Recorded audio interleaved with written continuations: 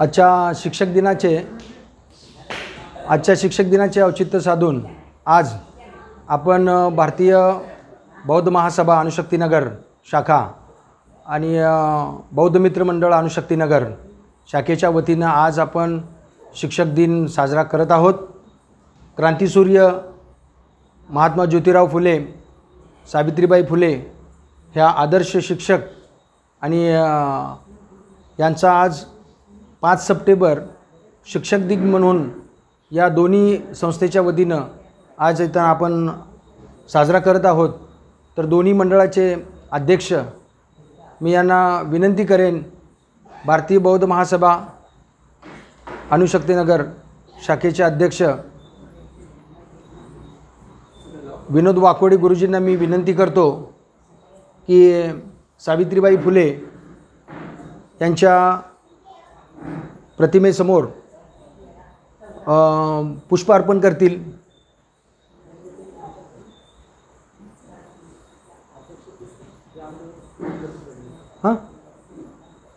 ते बंद। दोन्ही संघटनेच्या अध्यक्षांना मी विनंती करतो, काकडे गुरुजी आणि विनोद वाकोडे गुरुजींना विनंती करतो की क्रांतिसूर्य ज्योतिबा फुले, सावित्रीबाई फुलेंच्या प्रतिमांना पुष्प अर्पण करतील।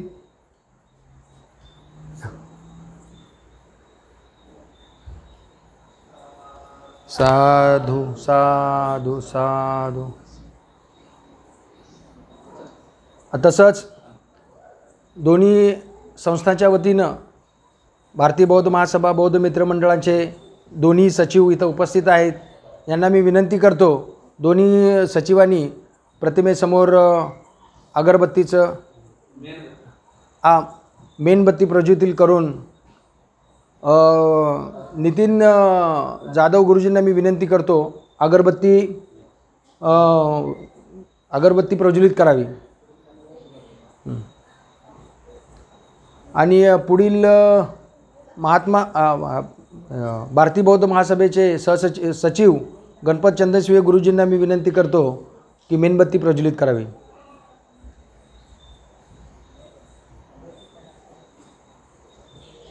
साधु साधु। झालं। पुढील कार्यक्रम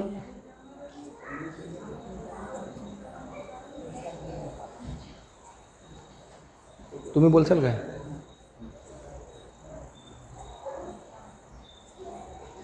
संपलं असं डिक्लेअर करू द्या।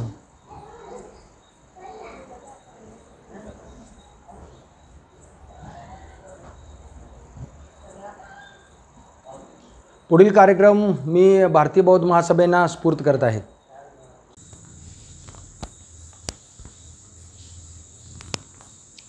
जय भीम सर्वांना। तथागत भगवान बुद्ध परमपूज्य डॉक्टर बाबासाहेब आंबेडकर यांच्या प्रतिमेला माझे त्रिवार वंदन। भारतीय बौद्ध महासभा या शाखेच्या राष्ट्रीय अध्यक्षा मीराताई आंबेडकर यांच्याही धम्मकार्याला माझे त्रिवार वंदन।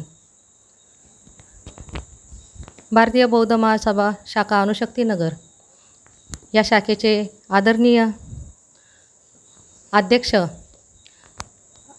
विनोद वाकोडे गुरुजी, तसेच सचिव चंदनशिवे गुरुजी यांनाही माझा सहस्नेह जय भीम। इथे उपस्थित असलेले बौद्ध मित्र मंडळाचे अध्यक्ष काकडे गुरुजी, सरचिटणीस नितीन जाधव गुरुजी यांनाही माझा सहस्नेह जय भीम। आमचे वरिष्ठ बौद्धाचार्य केंद्रीय शिक्षक तांबे गुरुजी यांनाही माझा सहस्नेह जय भीम। तसेच जाधव दादा, उबाळे दादा, गायकवाड दादा, तेलंग दादा व येथे जमलेल्या सर्व माझ्या भगिनी, बालबालक ह्या सर्वांना माझा सहस्नेह जय भीम।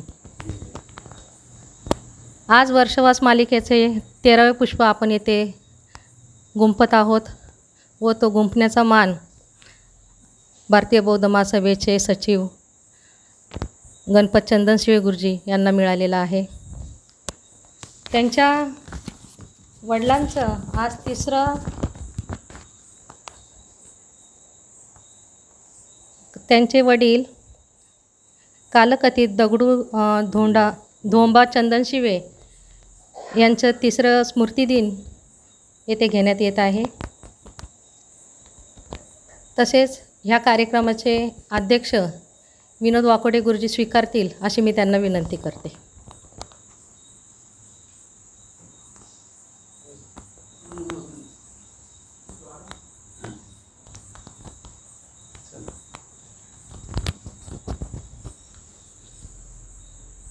जगतवंदे जगद्गुरु महाकारुणिक तथागत भगवान गौतम बुद्ध विश्वरत्न बोधिसत्व डॉक्टर बाबासाहेब आंबेडकर छत्रपती शाहू महाराज महात्मा ज्योतिराव फुले या महान पुरुषांच्या विचाराला व त्यांच्या त्यागाला पंचांग.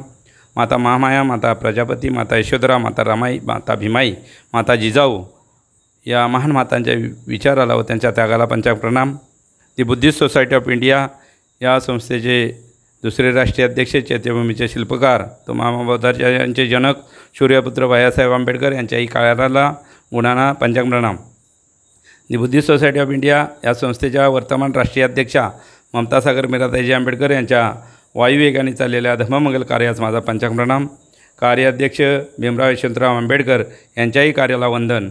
तसेच बुद्धिस्ट सोसायटी ऑफ इंडिया या संस्थेची शाखा अणुशक्ती नगर विस्तारित मंडळा या शाखेचे अध्यक्ष विनोद वाकोडे गुरुजी, तसेच सरचिटणीस चंदनशिवे गुरुजी आणि महिला सचिव निर्मलाताई भालेराव, तसेच सर्व बौद्ध मित्र मंडळाचे सरचिटणीस नितीन जाधव, उपकोषाध्यक्ष निलार कोबाळे आणि आज ह्याचं आपण जे आयोजन केले ते चंदनशिवे कुटुंब, ओबाळे कुटुंब आणि आमचे गुरुवर्य के तांबेसाहेब, आमचे बौद्ध मित्रमंडळाचे संतोष जाधव साहेब, तेलंग साहेब, गायकवाड साहेब या सर्वांना सविनय जय भीम. आज ही अध्यक्षपदाची सूचना बालेरावताईंनी आणली आणि त्याला मी अनुमोदन देऊन पुढील कार्य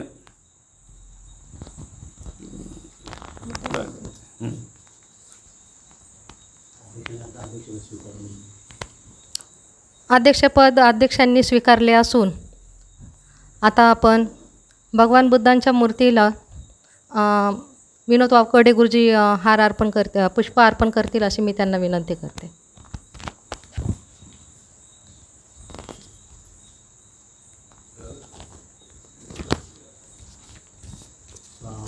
साधू साधू साधू. बाबासाहेबांच्या मूर्तीला चंदनशिवे गुरुजी हार अर्पण करतील अशी मी त्यांना विनंती करते.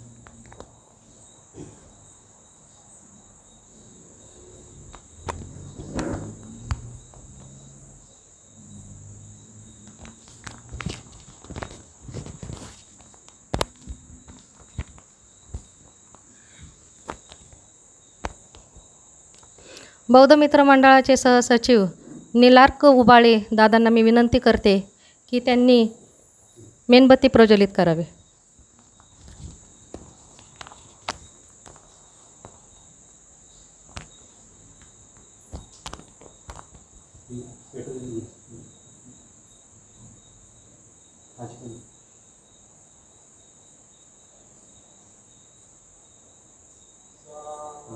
साधू साधू साधू.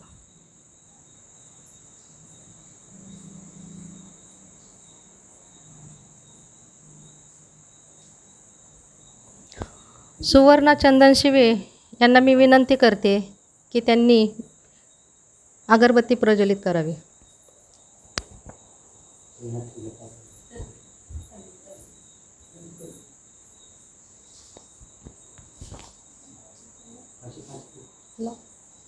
सर्व लोक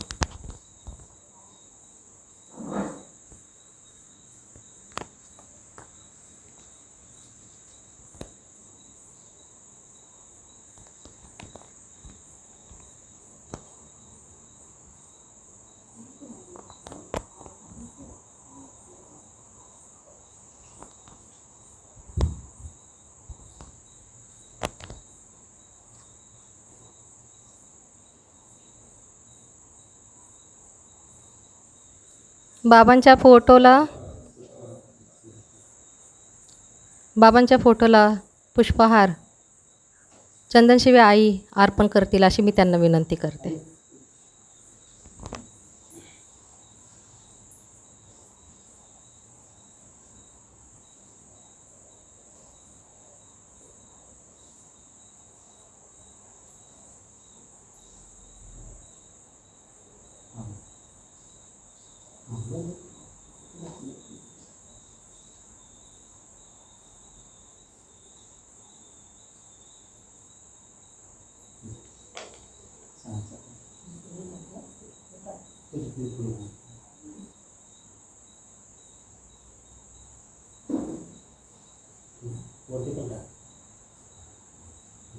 साधू साधू साधू.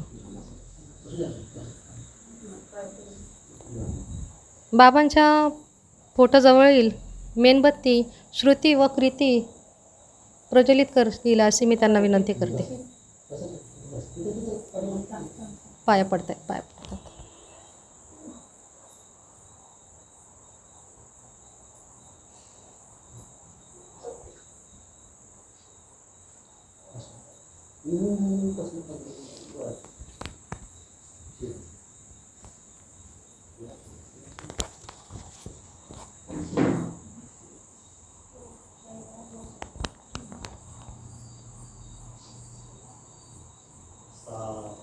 साधू साधू साधू. हे छोटे आपले बालक दोघेही काय नाव आहे? कांचन कांचन उबाळे हे पुष्प अर्पण करतील बाबांच्या फोटोला. चलो बच्चा पार्टी.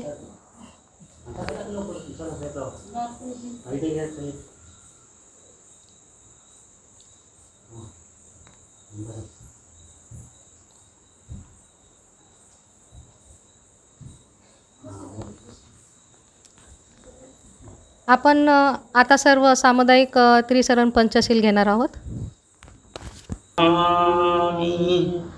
धम्मं नमामि संघं नमामि.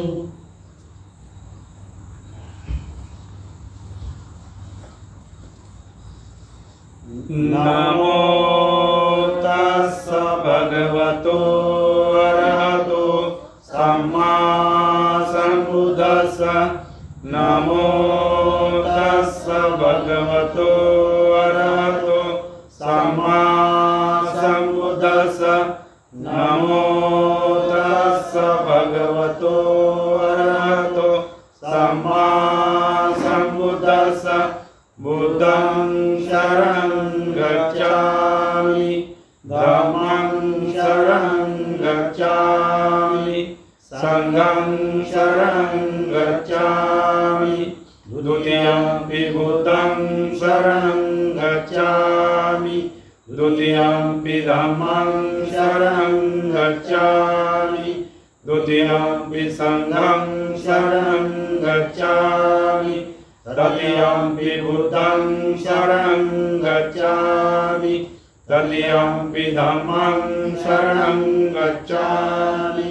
पानातिपाता वीरमणि सिक्खापदं समादियामि. अदिन्नदाना वीरमणि सिक्खापदं समादियामि. कामेषु मिच्छाचारा वीरमणि सिक्खापदं समादियामि. मुस्सावादा वीरमणि सिक्खापदं समादियामि. सुरामेरयमज्जपमादठाना वीरमणि सिक्खापदं समादियामि. साधु साधु साधु. वनगन्धं गुणोपेतं एतं कुसुमसन्तति पूजयामि मुनिन्दस श्रीपादसरोये. पूजयामि बुद्धं कुसुमेन नेन उय्येन मेतेन लभामि मोक्षम्. उपं मिलायति यथा इदं मे कायो तथा याति विनाशभावम्. घनसारपदीपेन दीपेन तमदंसिना त्रिलोकदीपं सम्बुद्धं पूजयामि तमोनुदं. सुगन्धिकाय वदनम् अनन्तगुणगन्धिना सुगन्धिना गन्धेन पूजयामि तथागतं. बुद्धधम्मच्च सङ्घं सुगततनुभव धातु धातुगर्भे लङ्काय जम्बुदीपे तिदशपूर्वरे नागलोके चतुर्थे सभ्ये बुद्धस्य बिम्बे सकलदशदिशे केशलोमादिधातु वन्दे सभ्येऽपि बुद्धं दशबलतनुजं बोधिचेत्यं नमामि वन्दामि चेत्यं सर्वं सपटानेषु पतितिदं शारीरिकधातु महाबोधि बुद्धरूपं सकलं सदा सकलबीजं विदुर्ज्ञानं देवरूपं सृजीव निमलचक्षु गभीरघोषौ गौरवर्णं सुताय अभयचित्तं निभयकामं सुरतधम्मं सुप्रेम विरतरजं सुदलनेतं भीमरावं सरामि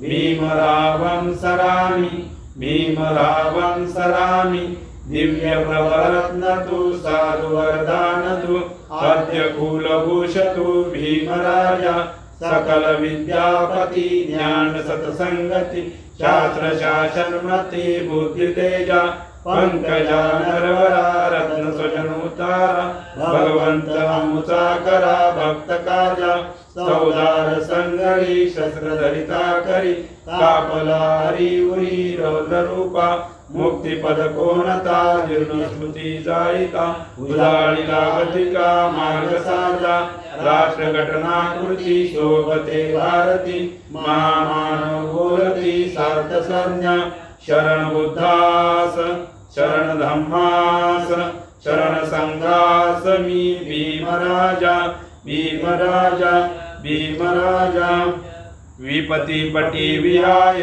सर्व संपत्ति सिद्ध्या सर्वरोगा विनाशाय भवेदिगायुदायकं सर्वदुःखा विनाशाय भवे निपान संधिके बंधे अनुगत्वा फलितं वृत्तमङ्गलं समन्ता चक्रवालेषु अत्र गच्छन्तु देवता सदा मुनिराजस सनन्तु सद्गमोकरं धम्मश्रवणकालो अयं वदन्ता धम्मश्रवणकालो अयं वदन्ता धम्मश्रवणकालो अयं वदन्ता हे सन्ता सन्तचित्ता ते शरणं शरणं एतं लोकं तरेव भूमा भूमा च देवा गुणगण व्यावता सब्बकाल एते अयन्तु देवावर कनकमये मेरु राजे वसन्तो संतो संतोषयन्तु मुनिवरं वचनं श्रोतु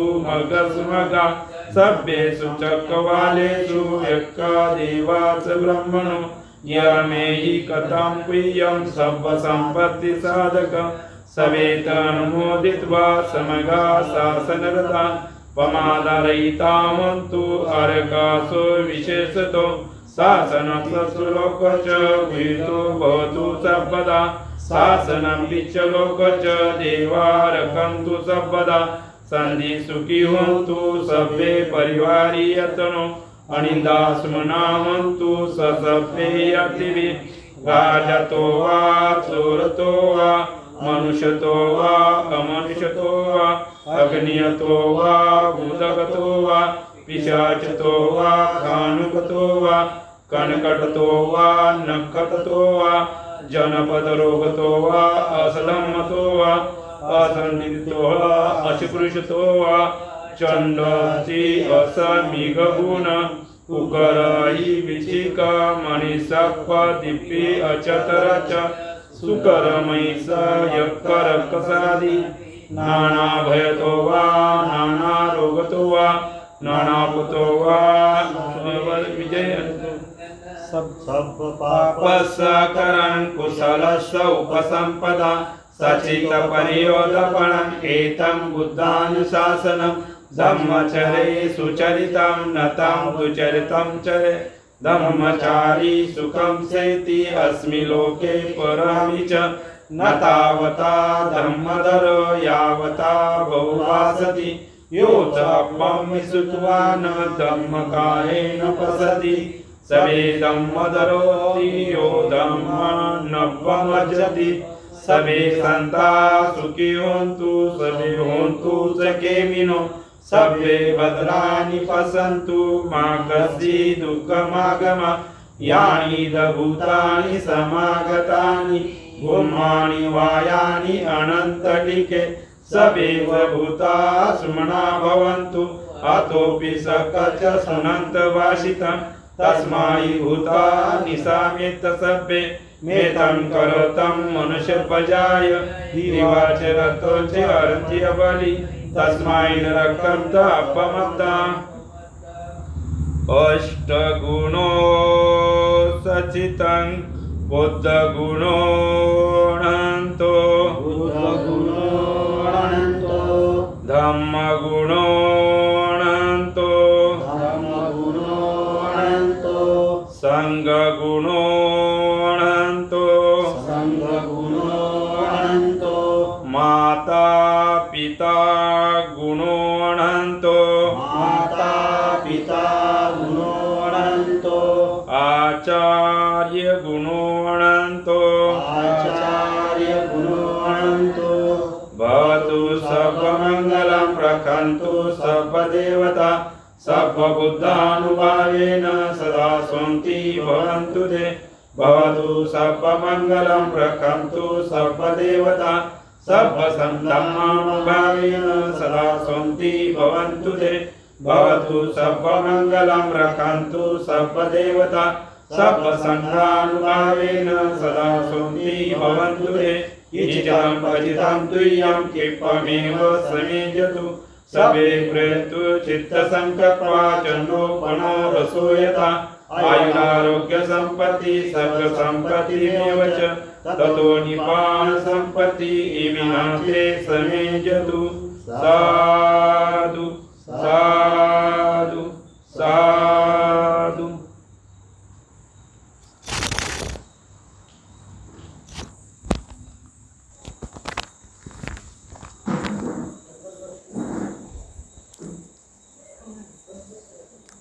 आत्ताच आपली धम्मपूजा संपलेली आहे। आजच्या कार्यक्रमाचा विषय आहे, प्रवचनचा विषय आहे डॉक्टर बाबासाहेब आंबेडकरांनी बौद्ध धम्मच का स्वीकारला, व या विषयाला न्याय देण्यासाठी आजचे प्रवचनकार आहेत बौद्ध मित्र मंडळाचे सचिव आदरणीय नितीन जाधव सर। त्यांना मी विनंती करते की त्यांनी मेणबत्ती प्रज्वलित करून आपल्या विषयाला सुरुवात करावी।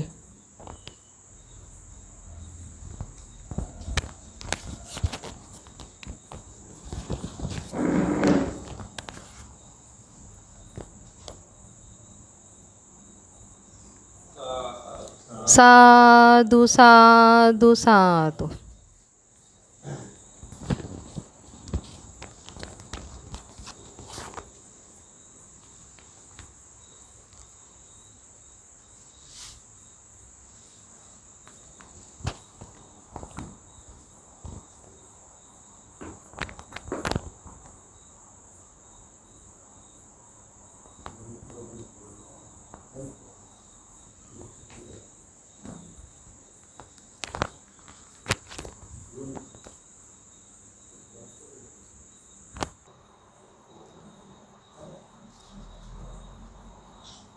सामाजिक समता, मानवाच्या समान अधिकारासाठी सर्वप्रथम आवाज उठवणारे, मानवहिताच्यासाठी गृहत्याग करून शास्त्रशुद्ध मुक्तिमार्ग दाखवणारे जगातील पहिले मनोवैज्ञानिक महाकरुणी तथागत गौतम बुद्ध यांच्या प्रतिमेस मी प्रथम अभिवादन करतो। आज आपण इथे 13वे पुष्प इथं भारतीय बौद्ध महासभेच्या वतीने ते गुंफण्यात येत आहे आणि त्याचा मान तुम्ही आज मला दिलेला आहे। त्याचबरोबर आज भारतीय बौद्ध महासभा शाखा अणुशक्तीनगर या शाखेचे सचिव चंदन शिवे गुरुजी यांच्या वडिलांचं आज 3रं पुण्यतिथी आहे। कालकथित दगडू डोंबा चंदन शिवे हे 5/9/2017 रोजी आपल्यातून निघून गेले होते। आज त्यांच्या या गोष्टीला 3 वर्ष पूर्ण होत आहे। गुरुजींबरोबर थोडीशी माहिती, बाबांचं नाव वगैरे माहिती थोडी घेण्यासाठी मी त्यांना ॲप्रोच केला असता त्यांनी सांगितलं बाबांचं कोतवाल होते आणि बाबांचं शिक्षण झालं नव्हतं जास्त. तर त्यांनी मला हे सांगितलं. त्यानंतर त्यांनी थोडं सांगितलं की बाबांचं शिक्षण जास्त झालेलं नाही, जास्त काही बोलू नका. पण आज चंदनशिवे परिवाराचा हा जो विकास बघतोय, त्यांच्याबरोबर उबाळे फॅमिली ही त्यांच्या परिवाराचं एक सदस्य आहे.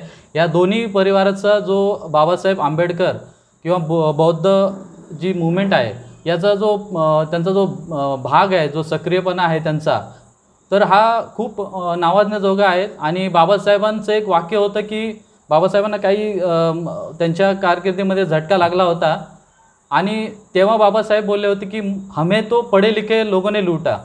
म्हणजे जे शिकलेले आहे त्यांनीच बाबासाहेबांना धोका दिलेला आहे. आणि अडाणी आहे याचा अर्थ असा नाही की बाबासाहेबांच्या विचाराशी दुमत आहे. बाबासाहेबांच्या विचारांना धरून आज चंदनशिवे गुरुजी यांचा परिवार हा इतक्या चांगल्या पद्धतीने इथे भारतीय बौद्ध महासभेच्या शाखेचं काम करतो आहे आणि बौद्ध धम्म बाबासाहेबांची मुवमेंट ही चांगल्या प्रकारे चालवत आहे. तर असे हे आमचे बाबा.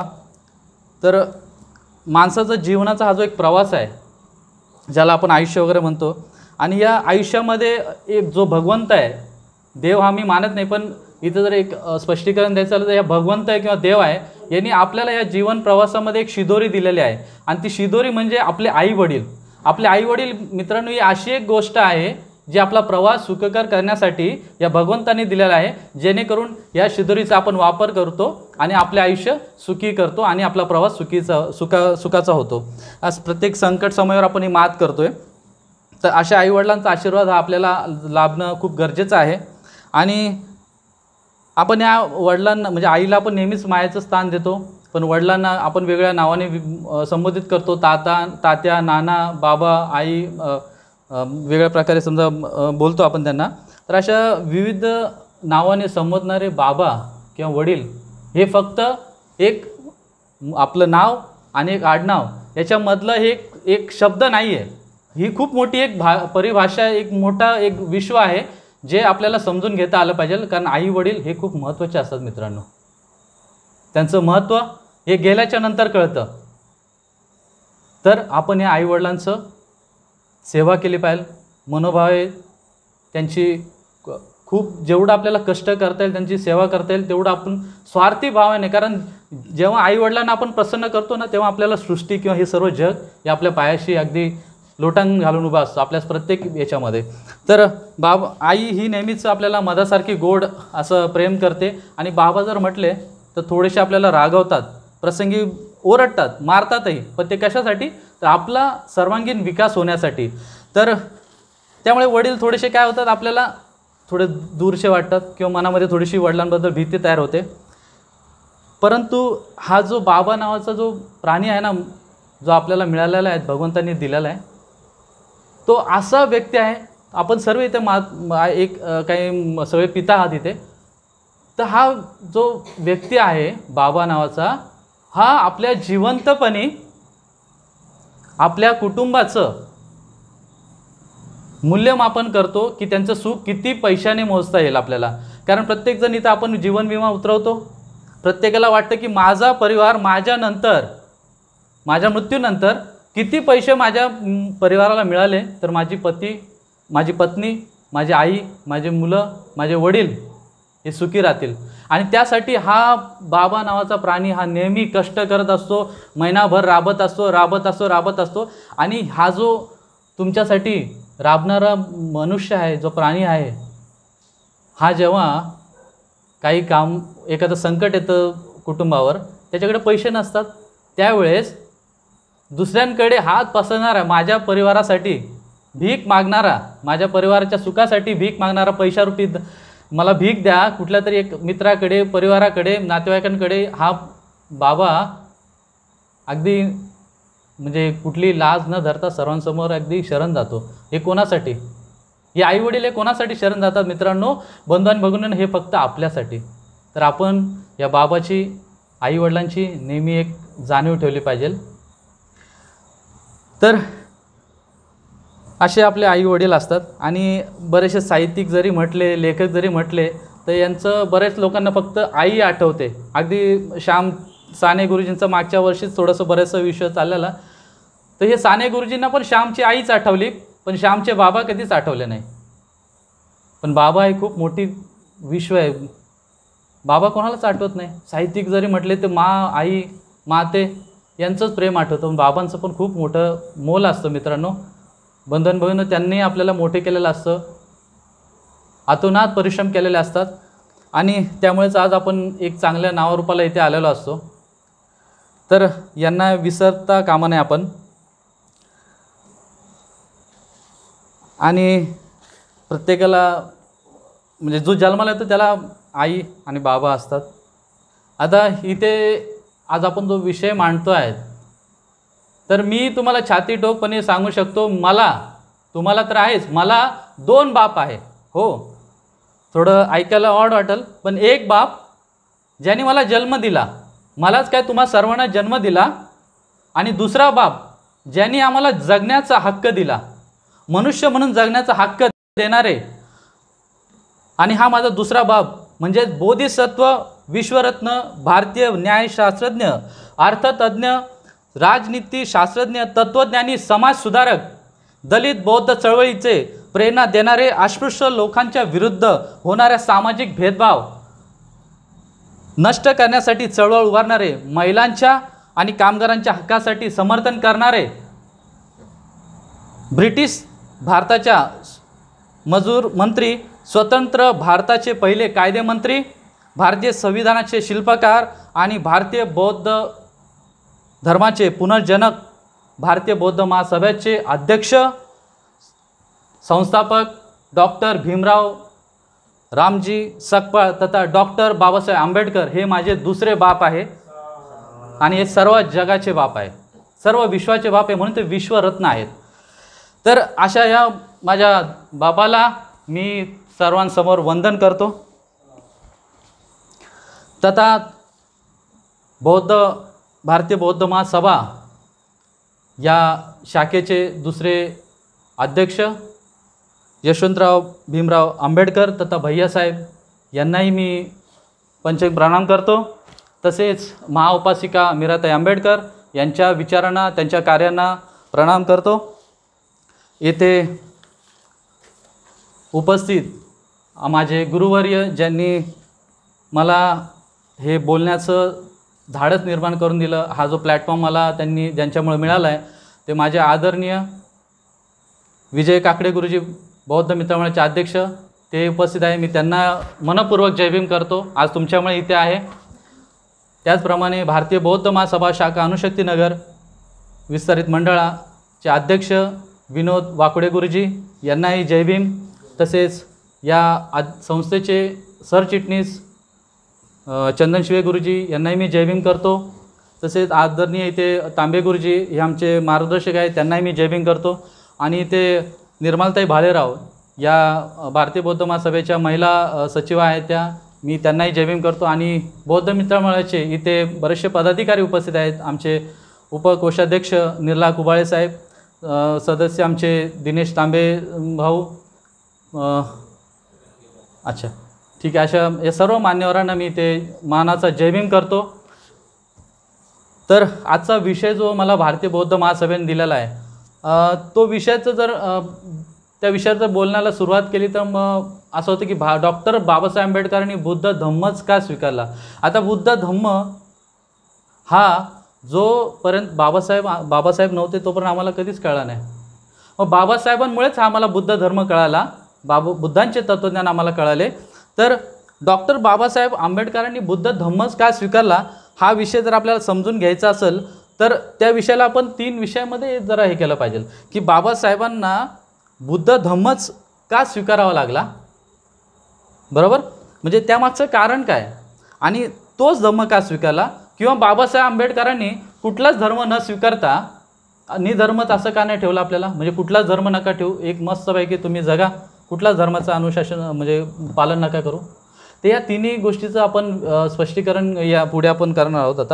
आता 428 BC मध्ये या सणामध्ये एक प्लॅटो नावाचा एक पाश्चात्य विचारवंत होता. तर त्या विचारवंतांनी एक खूप चांगलं एक वाक्य हे केलेलं की गरज ही शोधाची जननी आहे. म्हणजेच necessity is the mother of the invention असे म्हटलं आहे. म्हणजेच एखादी गोष्टीची आपल्याला गरज लागते आणि त्यानंतरच एखादा शोध लागतो. म्हणजे तर ही त्यांनी एक व्याख्या केलेली आहे. तर अशी कोणती गरज होती डॉक्टर बाबासाहेब आंबेडकरांना की त्यांना हे पाऊल उचलावं लागले, हे जाणून घेण्यासाठी बाबासाहेबांना मी येथे केंद्रित करतो. बाबासाहेबांनी जे कार्य केलं, बाबासाहेबांचा इतिहास हा इथं थोडा आपण समजून घेऊया.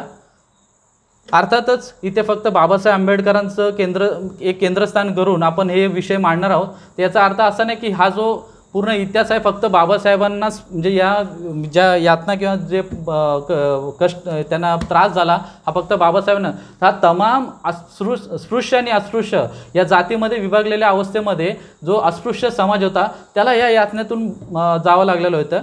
आणि तरीही सगळं परिस्थिती आपण समजून घेण्यासाठी डॉक्टर बाबासाहेब आंबेडकरांचा अभ्यास करूया. तर 14 एप्रिल 1891 साली महू गावी डॉक्टर बाबासाहेब आंबेडकर म्हणजे भीमरत्न जन्माला आले. आणि बाबासाहेबांच्या जन्मापासूनच विषमतेचा जो वणवा होता तो अगदी फोपावलेला होता. सगळीकडे ही विषमता आणि मनुवादी ह्या विषमतेमध्ये स्पृश्य अस्पृश्य, मी हे सांगताना ते सुरुवातीलाच हे करतो, इथे मी कुठल्याही जाती धर्मावर टीका करण्यासाठी आलेलो नाही. डॉक्टर बाबासाहेब आंबेडकरांनी सांगितलेलं होतं की जर इतिहास जर विसरला तर आपल्याला इतिहास घडवता येत नाही. तर इथे आपण एक इतिहासकार म्हणून, आपण इतिहासाचे एक अभ्यासक म्हणून हा विषयाला आपण इथे हात लावणार आहोत. इथे कुठल्याही जाती धर्मावर मला टीका करायची नाही, फक्त बाबासाहेबांचा इतिहास आणि त्यानंतर बुद्ध धम्म हा कसा स्वीकार लागला याची कारणं याच्यामधून आपण जाणून घेणार आहोत. तर पुढे सरकूया की बाबासाहेबांचं जे लहानपण होतं, या लहानपणापासूनच बाबासाहेबांना या विषमतेचा जो वणवा होता या वणव्यामध्ये आपलं बालपण काढावं लागलं. आता बाबासाहेब आंबेडकर लहानपणापासूनच अगदी हुशार. बाबासाहेब आंबेडकरांना शिक्षणाची अतिशय आवड. पण या स्पृश्य आणि अस्पृश्य या जाती व्यवस्थेमध्ये अस्पृश्य लोकांना कुठल्याही प्रकारचे अधिकार नव्हते. म्हणजेच कुठले अधिकार? त्यांना शिक्षणाचा अधिकार नव्हता, त्यांना कुठलं पाणी प्यायचा अधिकार नव्हता, बाकीच्या ज्या स्पृश्य समाज ज्या गोष्टी करू शकत होता त्या कुठल्याही प्रकारचे, म्हणजे मानवाला जी गोष्ट करण्याचा अधिकार होता या चातुर व्यवस्थेमध्ये, तर खालच्या श्रेणीतला जो वर्ग होता अस्पृश्य समाज, जो दलित वर्ग होता, त्यामध्ये महार मांग तेली कोळी वगैरे असे जे सर्व जाती व्यवस्था होता, ह्या समाज व्यवस्थेला कुठल्याही प्रकारचं मनुष्य म्हणून जे काम करता येईल, मनुष्य म्हणून जगण्याचा जो अधिकार होता, या कुठल्याच प्रकारचे अधिकार त्यांना नव्हते त्यावेळेस. आणि अशा व्यवस्थेमध्ये बाबासाहेब आंबेडकरांना एक हुशार बालक, त्या बालकाला शिक्षण घेण्याची अतिशय आवड. तर रामजी बाबांनाही शिक्षणाची तशी आवड, कारण वडिलांनाही वाटत होतं की माझा मुलगा शिक्षण घ्यावा, चांगलं प्रगती करावी. पण ह्या जाती व्यवस्थेमुळे बाबासाहेबांना ते सगळं मिळून देणं शक्य होत नव्हतं. तेव्हा रामजी बाबांनी भरपूर परिश्रम करून, म्हणजे अगदी विनंती करून बाबासाहेबांना एका शाळेमध्ये दाखल केलं, अगदी विनंती करून. पण एका अटीवर तयार केलं. तर कुठली अट? तुम्हाला ॲडमिशन देतोय पण वर्गामध्ये बसणार नाही. तुम्हाला शाळेत जर शिकायचं असेल तर वर्गाच्या बाहेर थांबून शिकावं लागेल. आज आपल्या मुलांना जर असं कोणी बोललं असतं तर कल्पनाही आपण करू शकत नाही. आपल्या तळपायाची आग मस्तकात जाऊन आणि त्या मास्तराचं काय हेडमास्तराचं डोकं फोडल्याशिवाय आपण राहू शकत नाही. पण हे बाबा रामजींना ऐकावं लागलं. आणि बाबासाहेबांना त्या बालमनाला हे खूप दुःख होत होतं की हे कुठली व्यवस्था आहे की मला माझ्यासारखेच ज्यांना 2 हात आहे, 2 पाय आहे, 2 कान आहे, डोळे आहेत, हे मुलं शाळेत जाऊन चांगले वर्गावर बसून शिक्षण घेऊ शकत होते. आणि मी असा कुठला गुन्हा केला आहे? मी असा कुठला गुन्हा केला आहे जो मला वर्गाच्या बाहेर बसून शिक्षण घ्यावं लागतं आहे मित्रांनो? तर ही खूप मोठी त्या बालमनाला वेदना देणारी गोष्ट होती. पुढे सरकूया. तर बाबासाहेबांना पुन्हा त्या शाळेमध्ये ॲडमिशन मिळालं आणि वर्गाच्या बाहेर बसून हे बाल तो अभ्यास पूर्ण शिकत होता. शिक्षण हे त्यांच्यासाठी खूप हे होतं. आणि हा जो क्रांतीसूर्य होता, या क्रांतीसूर्याच्या मनातली ज्वालामुखीचा उद्रेक जो आहे ना, अचानक नाही होत. ज्वालामुखीला अनेक असे धक्के लागतात, त्याच्यामधला लावा हा वाढत जातो आणि त्यानंतर मग त्याचा एक उद्रेक होतो आणि त्या उद्रेकामध्ये सर्वांचा विध्वंस पण होतो. पण बाबासाहेब हे जे क्रांतीसूर्य बोलतोय, त्यांच्या मनातली ज्वालामुखी ही जेव्हा फुटण्याचं जेव्हा वेळ आलेली ना, तेव्हा कुठल्याही समाजाचं किंवा कोणाचंही नुकसान झालं नाही, तर सगळ्यांचं खूप खूप मोठं कल्याण झालेलं आहे. आणि कल्याणाची गोष्ट आहे की आज आपण सर्व इथं बघतो. तर हा ज्वालामुखीला जी लावा हा तयार झाण्याची पहिली गोष्ट होती ज्यावेळेस बाबासाहेबांना हे सांगितलं गेलं, तुम्ही वर्गाच्या बाहेर शिका बसून. वर्गाच्या आतमध्ये यायची तुमची लायकी नाही. चालेल ठीक आहे, मी इथून सुरुवात करतो, वर्गाच्या बाहेर बसून शिकणार, ही जिद्द होती त्या बालकामध्ये. पुढे जाऊन भीमाचे शिक्षण आणि वर्गाच्या बाहेर शिक्षण घेत असताना भीमाचे प्राथमिक शिक्षण पूर्ण झाले. हायस्कूलमध्ये प्रवेश मिळाला आणि विद्यार्थी दशेपासून त्यांना अलग बसण्याची एक सवय लागली होती. आता अशा अनेक प्रकारच्या वेदना सहन केल्यामध्ये असेच एक दिवस झालं की जेव्हा हायस्कूलला बाबासाहेब गेले, मधल्या सुट्टीचं असतं, हायस्कूलमध्ये गेल्याच्यानंतर त्यांना अतिशय ताण लागते आणि ते हायस्कूलच्या माठाकडे जातात. हा तुम्ही म्हणजे अशा बऱ्याचशा गोष्टी झालेल्या आहे बाबासाहेबांच्या, पण आता हा पूर्ण इतिहास मी एका याच्यामध्ये मांडू शकत नाही. मोजक्या काही गोष्टी सांगतो की ज्या बाल मनाला अतिशय दुखवतील. जर आपल्या मुलांबरोबर अशा गोष्टी घडल्या असतं तर आपल्याला खूप वाईट वाटलं असतं. तर या गोष्टी मी इथं सांगण्याचा प्रयत्न करतो. बाबासाहेब महाविद्यालयात गेल्याच्या असताना त्यांना पाणी पिण्यासाठी ते माठाकडे वळले. माठाकडे वळले असताना एका शिपायाने त्यांना बघितलं की अरे हा शूद्र अस्पृश्य जातीतला मुलगा आणि माठाकडे पाणी प्यायला चाललाय. त्यांना अतिशय राग आला आणि त्याला तिथेच टोकले, तू शूद्र आहे, महार आहे, अस्पृश्य आहे, तू हे पाणी पिऊ शकत नाही. एखाद्या विद्यार्थ्याला आपल्या शाळेमध्ये इतका जर अपमान सहन करावा लागला तर विचार करा, त्या आपलं हिंमत होणार नाही पुढे जाण्याची. नको ते मला हे सर्व काही, एक निराशा आली असती. पण क्रांती सूर्य इतक्या लवकर शमणारा नव्हता. प्रकाश हा पूर्ण जगात दाखवायचा होता त्यांना. इथेच थांबले असते ह्या 2-3 शब्दांनी. त्यांची भूक ही फक्त पाण्याने विझणार नव्हती मित्रांनो. तर या क्रांती सूर्याला अख्ख्या जगातमध्ये आपला प्रकाश दाखवायचा होता आणि त्यांनी मग त्या शिपायांनी त्यांना ओंजळीने पाणी दिले. इतक्या हुशार विद्यार्थ्याला ओंजळीने पाणी प्यावं लागले आणि सर्वांसमोर त्यांना जी अपमानास्पद मनाला वाटलं असेल त्याचा विचार करा. तर पुढे सरकूया. तर हा एक विषय झाला, म्हणजे त्यांना पिण्याच्या पाण्याचाही अधिकार नव्हता.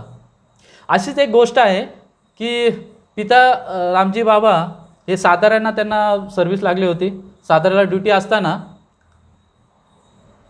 भीमबाळ आणि त्यांची भावंड ही आपल्या बाबाला भेटण्यासाठी सातारा स्टेशनवर गेलेली आणि तिथून पुढे त्यांना बाबांकडे जाण्यासाठी त्यांना तिथे एक जी खटारा बोलतो आता बैलगाडी वगैरे, तर पूर्वी खटारा असं बोलायचे. तर या खटाऱ्यासाठी त्यांना गावी जाण्यासाठी त्या स्टेशन मास्तरला त्यांनी विनंती केली. त्यांच्या विनंतीनुसार तो खटारा जो होता, चालक जो होता तो तयार झाला. ठीक आहे, भीमबाळ हे अगदी देखणे दिसायला सुंदर असे, त्यांचं रूपरेखा वगैरे खूप चांगले, त्यामुळे त्या समोरच्या चालकालाही वाटलं की अरे हे तर स्पृश्य समाजातले लोक असतील बालकं. त्यांनी मग थोडंसं त्याच्या स्टेशन मास्तरच्या विनंतीला हे करून त्या मुलांना आपल्या गाडीमध्ये बसवलं. आता थोड्या वेळाने पुढे गेल्याच्यानंतर मग गप्पा शप्पा झाल्या की बाबा त्यांचं बोलणं वगैरे ऐकल्याच्यानंतर त्यांना थोडंसं वाटलं की ही कुठली मुलं आहेत, कोणाची मुलं आहेत. तर त्यांनी विचारलं, अरे बाळांनो तुम्ही कोणाची मुलं आहात? तर त्यांनी म्हणलं आम्ही रामजी सकपाळ यांची मुलं आहोत. त्या क्षणी त्या चालकाला इतका राग आला की ही शूद्र मुलं, अस्पृश्य मुलं माझ्या गाडीमध्ये बसली, माझी बैल, माझी गाडी सगळी विटाळली. आणि त्या चालकाने त्या बालकांचा कुठल्याही प्रकारचं माया न दाखवता त्या चालकाने त्या मुलांना बालकांना सर्वांना खाली उतरवले. ती बालके सगळी रडायला लागली, विनंती करू लागली की आम्हाला कृपया करून तिथे सोडा, आम्ही रस्ता नाही जाणत, आम्हाला कृपया करून तिथे सोडा. पण त्या चालकाला कुठल्याही प्रकारची दया येत नव्हती. शेवटी पैशाचे आमिष दाखवून डबल पैसे देतो, थोडेसे जास्त पैसे देतो, वाढीव पैसे, आता तरी सोडा.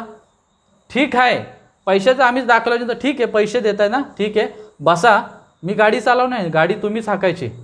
नंतर मी बैल आणि माझी गाडी ही तिचं हे करून घेईल, स्वच्छता करून घेईल, म्हणजे तिला काही मंत्रजाप करून तिचा जो विटाळ आहे तो दूर कराल.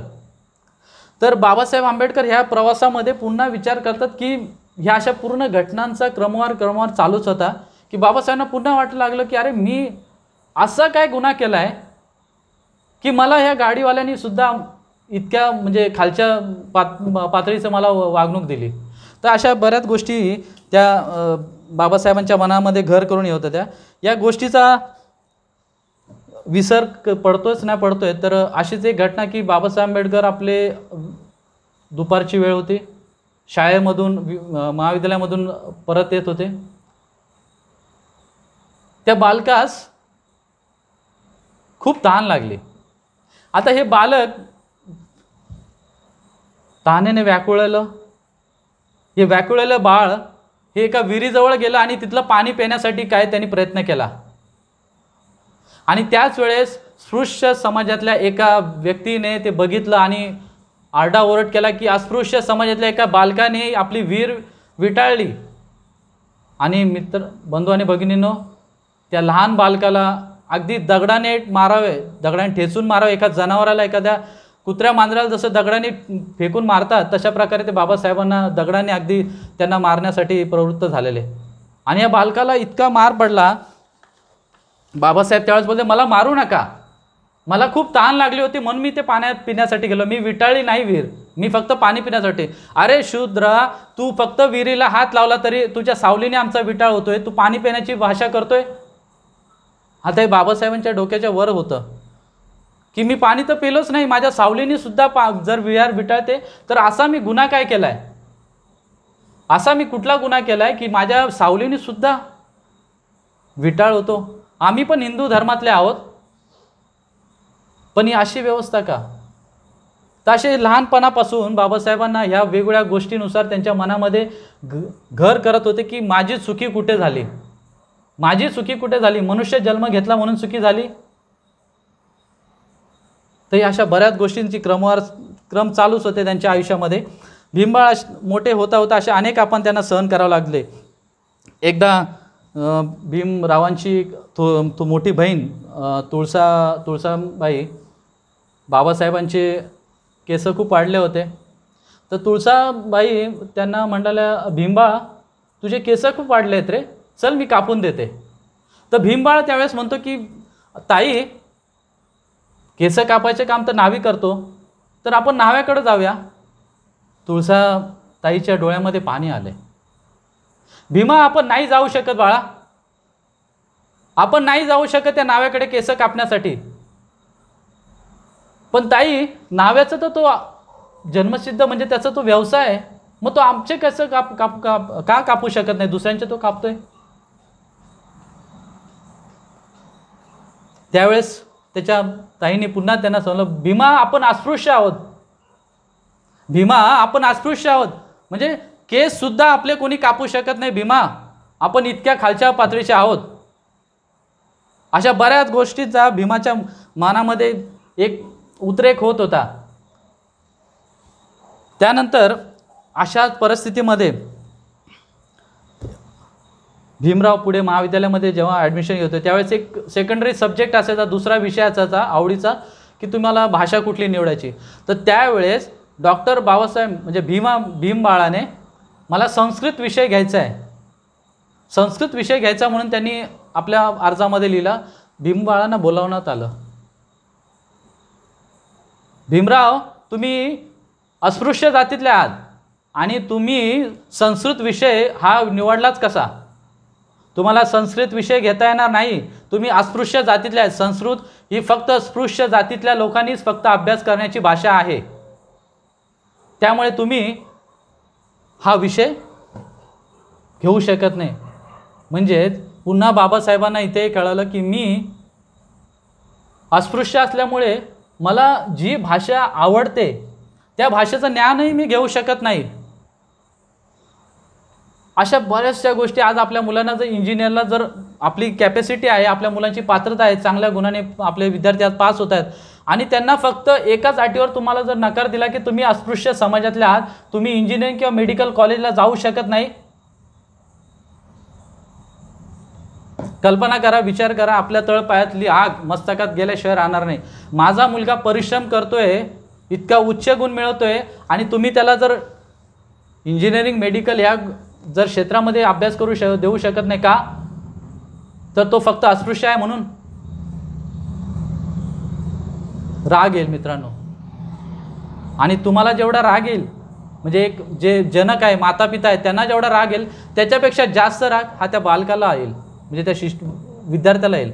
तर अशा अवस्थेमध्ये पण तो मनातला जो द्वेष, तो राग हे भीमबाळ पचवत होते आणि पुढे पुढे जात होते. आणि अगदी कारण आपल्याला काय होतं, पूर्ण जगाला क्रांतीसूर्य म्हणून दाखवायचं होते. आणि अशाच याच्यामध्ये जानेवारी 1997 भीमराव मॅट्रिक पास झाले. अस्पृश्य जातीतला मॅट्रिक पास होणारे भीमराव हे पहिले विद्यार्थी ठरले. आणि या भीमरावांचं अभिनंदन करण्यासाठी राव बहादर CK बोले यांच्या अध्यक्षतेखाली एक सभा आयोजित करण्यात आली होती.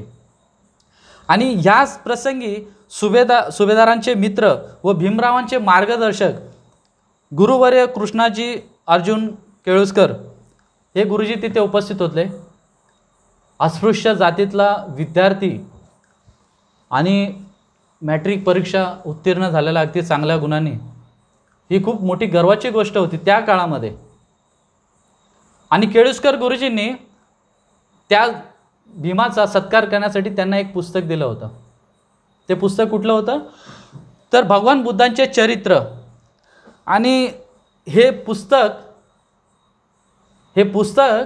ही जी महान धर्मक्रांती झाली, या महान धर्मक्रांतीचं हे खरं स्फोट करणारं एक क्षण होता. ही जी महान धर्मक्रांती झालेली आहे, बाबासाहेब आंबेडकरांनी ही बौद्ध धम्माची दीक्षा दिली, याचा पाया हा कुठेतरी त्या प्रसंगाशी आहे. कारण हे पुस्तक दिल्याच्यानंतर बाबासाहेबांनी त्याचं वाचन केलेलं आणि तेव्हापासूनच बुद्धांचं तत्त्व, बुद्धांचा विज्ञानवादी प्रणाली, त्यांचे तर्क शुद्ध, या सर्व गोष्टींचं त्या बाबासाहेबांनी तिथं अभ्यास सुरू केला होता 1907 साली. मला वाटतं मी 1907 ओके बरोबर 1907 सालीच. तर पुढे जवळपास 13 साली उच्च शिक्षण घेण्यासाठी भीमराव न्यूयॉर्कला गेले, म्हणजे अमेरिकेला. आता अमेरिकेमध्ये असा अस्पृश्य असा कुठल्याच प्रकारचा भेदभाव नव्हता. तिथली समानता, तिथलं स्वातंत्र्य, या सर्व गोष्टीमध्ये बाबासाहेबांनी आपली विद्या अर्जित करण्यासाठी जेव्हा सुरू केलं तेव्हा तिथलं वातावरण त्यांना अतिशय प्रसन्न करून गेलं. म्हणजे माणूस हा फक्त माणूसच गणला जातोय, इथे कुठल्या चातुर्वर्णाखाली अस्पृश्य अशा प्रकारची कुठलीच गिनती नव्हती तिथे. आणि ते वातावरणही बाबासाहेबांना कुठेतरी एक अभ्यास करायला लावून गेलं की ही अशाच प्रकारचं मनुष्य म्हणून आपल्याला जगता आलं पाहिजे. बाबासाहेबांनी त्यावेळेस 18 तास करून PhD संपादन केली. आणि नंतर पुढील शिक्षण घेण्याची इच्छा असतानाही त्यांना बडोद्याला, म्हणजे जे ठरलं होतं की स्कॉलरशिप दिलेली बाबासाहेबांना न्यूयॉर्कला हे करण्यासाठी बडोदाच्या सरकारांकडून, तर मग त्यांना पुन्हा बडोद्याला एक नोकरी करण्यासाठी यावं लागलं. बाबासाहेब पुन्हा नोकरीसाठी आली तर राहण्यासाठी त्यांना घरही मिळालं नव्हतं. का? कारण एवढा उच्च शिक्षित आहे त्याबद्दल काहीच दुमत नाही, पण तुम्ही अस्पृश्य जातीतले आहात, म्हणजे तुम्ही पैसे मोजले तरी तुम्हाला राहण्यासाठी कोणी घर देत नव्हतं भाड्याने. तर अशा परिस्थितीमध्ये बाबासाहेबांना एका पारशी वस्तीमध्ये आपलं नाव चोरून राहावं लागलं. नाव चोरून म्हणजे नाव बदलून बाबासाहेबांना दिवस काढावं लागले. मित्रांनो, आपण थोडं शिक्षण घेतलं तर आपल्याला किती गर्व होतो. आज PhD, त्यावेळेस PhD केलेला व्यक्ती आणि भारतामध्ये त्याची अशी अवस्था झाली नसती. बाबासाहेबांना जर वेगळ्या पद्धतीने जर बाबासाहेबांनी आपल्या शिक्षणाचा जर वापर करून त्यांना जर पैसाच कमवता आला असतं तर भरपूर कमवला असता, पण त्यांना एक वेगळा व्यवस्था, एक वेगळा सूर्य आपल्याला दाखवायचा होता. तर त्यानंतर मग बाबासाहेब जेव्हा ऑफिसमध्ये जातात तर शिपायाकडून त्यांना त्रासदायक वागणूक. बाबासाहेब ज्या कार्पेटवरून चालायचे ते कार्पेट वगैरे खराब होईल म्हणून ते कार्पेट उचललं गेलं. बाबासाहेबांना ज्या फायली त्यांच्या हाताखालचे नोकर म्हणजे शिपाई जे होते ते शिपाई इतके खालच्या पातळीची वागणूक बाबासाहेबांना देत होते की त्यांच्या ज्या फायली होत्या त्या फायलीसुद्धा त्यांना व्यवस्थित त्यांच्या टेबलावर देत नव्हते, अंगावर फेकून द्यायचे. या प्रत्येक गोष्टी आज आपल्याबरोबर थोड्याशा एक मॅच करून बघा. म्हणजे त्या गोष्टी जर तुम्ही ऑफिसात चांगले उच्च पदावर इथे सगळेजण आहे आणि तुमच्या टेबलावर तुमचा शिपाई जर तुम्हाला उद्धटपणे जर तुमच्या अंगावर फायली फेकतोय आणि नको त्या शिव्या देऊन तुम्हाला बोलतोय, या गोष्टीचा विचार करा, तुलना करा. म्हणजे बाबासाहेबांनी काय काय सहन केलं असेल. तर अशी अपमानास्पद वागणूक बाबासाहेबांना मिळाली आणि त्यामुळे बाबासाहेबांनी बडोदा सोडलं. त्यानंतर नोव्हेंबर 1918 रोजी ते सिडनहॅम कॉलेजात प्राध्यापकाची नोकरी करत होते आणि त्यांच्या पगारातूनच त्यांना पुढील शिक्षण घेण्यासाठी ते थोडा पैसा जमवत होते आणि रमा मातेला ते पैसा त्यातून थोडा हे करत होते. पण पुढील शिक्षणासाठी त्यांना हा पुढील पैसा त्यांना रमाबाईला संसारासाठी पाठवता येत नव्हता. तशी रमा मातेला खंत हे व्यक्त केली. त्यानंतर ह्या मातेने त्यांना सांगितलं की बाबासाहेब, तुम्ही अभ्यासासाठी पैसे हे करा, मी इकडची तुम्ही काहीच काळजी करू नका. आणि बाबासाहेबांनी पुढे या नोकरीतून जो पैसा जमा केला थोडाफार आणि काही मित्रांच्या मदतीने बाबासाहेब पुन्हा पुढील शिक्षणासाठी लंडनला गेले आणि तिथून नंतर मग ते 1923 साली अर्थशास्त्रज्ञ बॅरिस्टरहून भारतात आले. पण हा बॅरिस्टर किंवा हे अर्थशास्त्रज्ञ होण्यासाठी मित्रांनो, बंधू आणि भगिनींनो, त्यांना सहज उपलब्ध झालं नव्हतं. ही जवळपास 8-9 वर्षाची जी पदवी होती, अभ्यासक्रम होता, भीमरावांनी तो अभ्यासक्रम फक्त आपल्या परिस्थितीमुळे, कारण 8 वर्ष थांबण्यासाठी एवढा वेळ नाही आहे. माझा समाज इथे खूप बिकट अवस्थेमध्ये आहे. या समाजाला न्याय मिळवून द्यायचा असेल तर मला दिवसाची रात्र आणि रात्रीचा दिवस करावा लागेल. मित्रांनो, बंधू आणि भगिनींनो, बाबासाहेबांनी 18-18, 20-20 तास अभ्यास करून हे 8-9 वर्षाचं शिक्षण फक्त 2 वर्षामध्ये जवळपास पूर्ण केलेलं आहे. आज हीच अपेक्षा आपल्या विद्यार्थ्यांकडून, आपल्या मुलांकडून अपेक्षित आहे.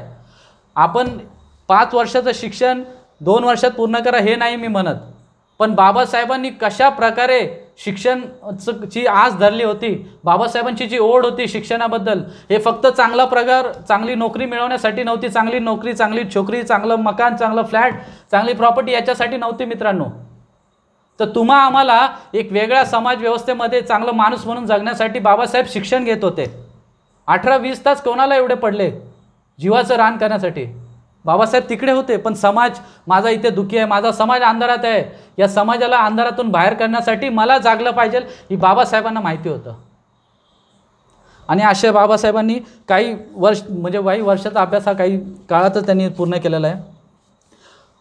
बाबासाहेब त्यानंतर भारतात आले. भारतात त्यांनी पुन्हा नोकरी व्यवसायासाठी प्रयत्न केला, कारण त्यांना सामाजिक लढा देण्यासाठी आर्थिक मदतही हवी होती.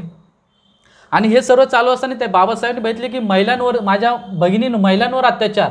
तर याच्यामध्ये पुन्हा एक सांगतो की स्पृश्य अस्पृश्य असा फरक नाही बोलत मी, म्हणजे बाबासाहेबांनी अभ्यास करताना बघितले की अरे, स्त्री जात ही स्पृश्य अस्पृश्य कुठल्याही समाजाची असो, त्यावेळेस तिच्यावर खूप अन्याय अत्याचार होत होते.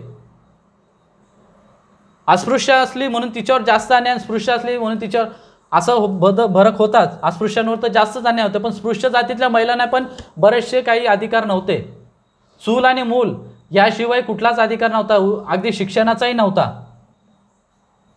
तशाच प्रकारे आता हे प्रवचनासाठी मी तयारी करत असताना मी थोडंसं विषयाला हे सोडून बोलतोय की सहज जरा विषय झाला घरी की बाबासाहेबांच्या वेळेस, म्हणजे माझे वडील वगैरे त्यावेळेस होते जरा, मग त्यांना पण थोड्याशा त्या विषमतेचे झळ बसलेले आहेत. तर आईबरोबर किंवा मागे आमचं झालेलं डिस्कशन भावाबरोबर, तर त्यावेळेस तुम्हाला या महिला भगिनी आमच्या एखादा लग्न कार्य किंवा एखादा सण वगैरे यासाठी राबून कधी पैसा गोळा करून आपल्यासाठी जर वस्त्र विकत घ्यायला गेले ना बंधू आणि भगिनींनो, मला वाटतं तुम्ही हे सर्व जाणतच असाल, तर हे वस्त्र त्यांना नवे कोरे दिले जात नव्हते. अगदी मातीमध्ये, घाणीमध्ये टाकून त्या नवीन वस्त्राचं, म्हणजे घाणेरडे वस्त्र करून तुम्हाला दिले जात होते आणि ते तुम्ही परिधान करायचे होते. म्हणजे तुम्हाला तुमचे पैसे मोजून सुद्धा नवीन वस्त्र, चांगले वस्त्र तुम्ही घालू शकत नव्हतात. ही परिस्थिती होती आमच्या महिलांची, भगिनींची. आणि हे बाबासाहेबांनी त्यावेळेस बघितलं होतं. आणि त्याच्यातही आणखी गोष्ट अशी की तुम्ही जुना इतिहास किंवा त्या गोष्टीचे म्हणजे हे असू शकतात, जाणकार असू शकतात, किंवा तुम्ही तिथले विटनेसही असू शकतात की महिलांना चांगली व्यवस्थित साडी, आज जसे तुम्ही आपल्या महिला भगिनी पूर्ण दंडभर की साडी घालतायत, पूर्ण व्यवस्थित पदर घेतात, त्यावेळेस तुम्हाला तशा प्रकारची नव्हती साडी घालण्याची मुभा. तुम्ही जर बऱ्याच ज्या काही ठिकाणी असेल, पण बऱ्याच ठिकाणी अस्पृश्य समाजातल्या महिलांनी अगदी गुडघ्याच्या वर, म्हणजे ह्या ढोपराच्या वर साड्या घालायच्या. त्या कशासाठी? तर या स्पृश्य अस्पृश्य समाजामध्ये वाईट नजरांनी त्यांना बघता आलं पाहिजे. यासाठी अशा बऱ्याचशा गोष्टी आहे. जर तुम्ही देवदासी ही प्रथा जर तुम्ही वाचली तर त्या देवदासीमध्ये तुम्हाला कळेल की देवदासी ही प्रथा का होती. बाबासाहेबांनी त्यावर खूप अभ्यास केलेला. विषय थोडा वाढेल बहुतेक, मी स्टार्ट कधी केलं मला माहिती नाही. तर बाबासाहेबांनी ही देवदासी प्रथा त्यावेळेस त्यांनी अभ्यास केला होता. देवदासी प्रथा ही काय होती. या स्पृश्य अस्पृश्य समाजातल्या महिलांवर देवदासी ही होती का प्रथा. माझ्या अभ्यासाने तर नव्हती. अस्पृश्य समाजातल्या महिलांना देवदासी हा प्रकारामध्ये गुंफले होते. वाघ्या मुरळी ह्या प्रकारामध्ये होतं. तर हा देवदासी प्रकार बंधू आणि भगिनींनो असा होता की म्हणजे ह्या धम्मपीठाजवळ मला इथे उभं आहे आणि मला काही शब्द बोलता पण येत नाही, इतक्या खालच्या पद्धतीला ते म्हणजे तुम्हाला महिला आमच्या अस्पृश्य भगिनींना नेण्याची एक पद्धतशीर मार्ग बोला तुम्ही. एक पद्धतशीर मार्ग होता की त्यांचा उपभोग कसा घेता येईल, हा उपभोग कसा घेता येईल त्यासाठी हा पद्धतशीर राबवलेला एक मार्ग होता. अशा बऱ्याच व्यवस्था, बऱ्याच ज्या चाली रीती परंपरा या बाबासाहेबांनी त्यावेळेस अभ्यास केला. त्यानंतर मेलेली जनावरे उचलणे हा तर तुम्हाला सर्वांनाच माहिती आहे. म्हणजे आपण त्यामध्ये तर पारंगतच होतो. मार जात म्हटली तर ते एस्कर बोलायचे. मला वाटते ह्या वाड्याचा एस्कर, त्या वाड्याचा एस्कर, त्या वाड्याच्या एस्करने यांच्याच ह्या समाजाच्या बैलांना उचलायचं. त्याचे वाटे असायचे. आपण त्याच्यातच आपलं सुख मानायचो.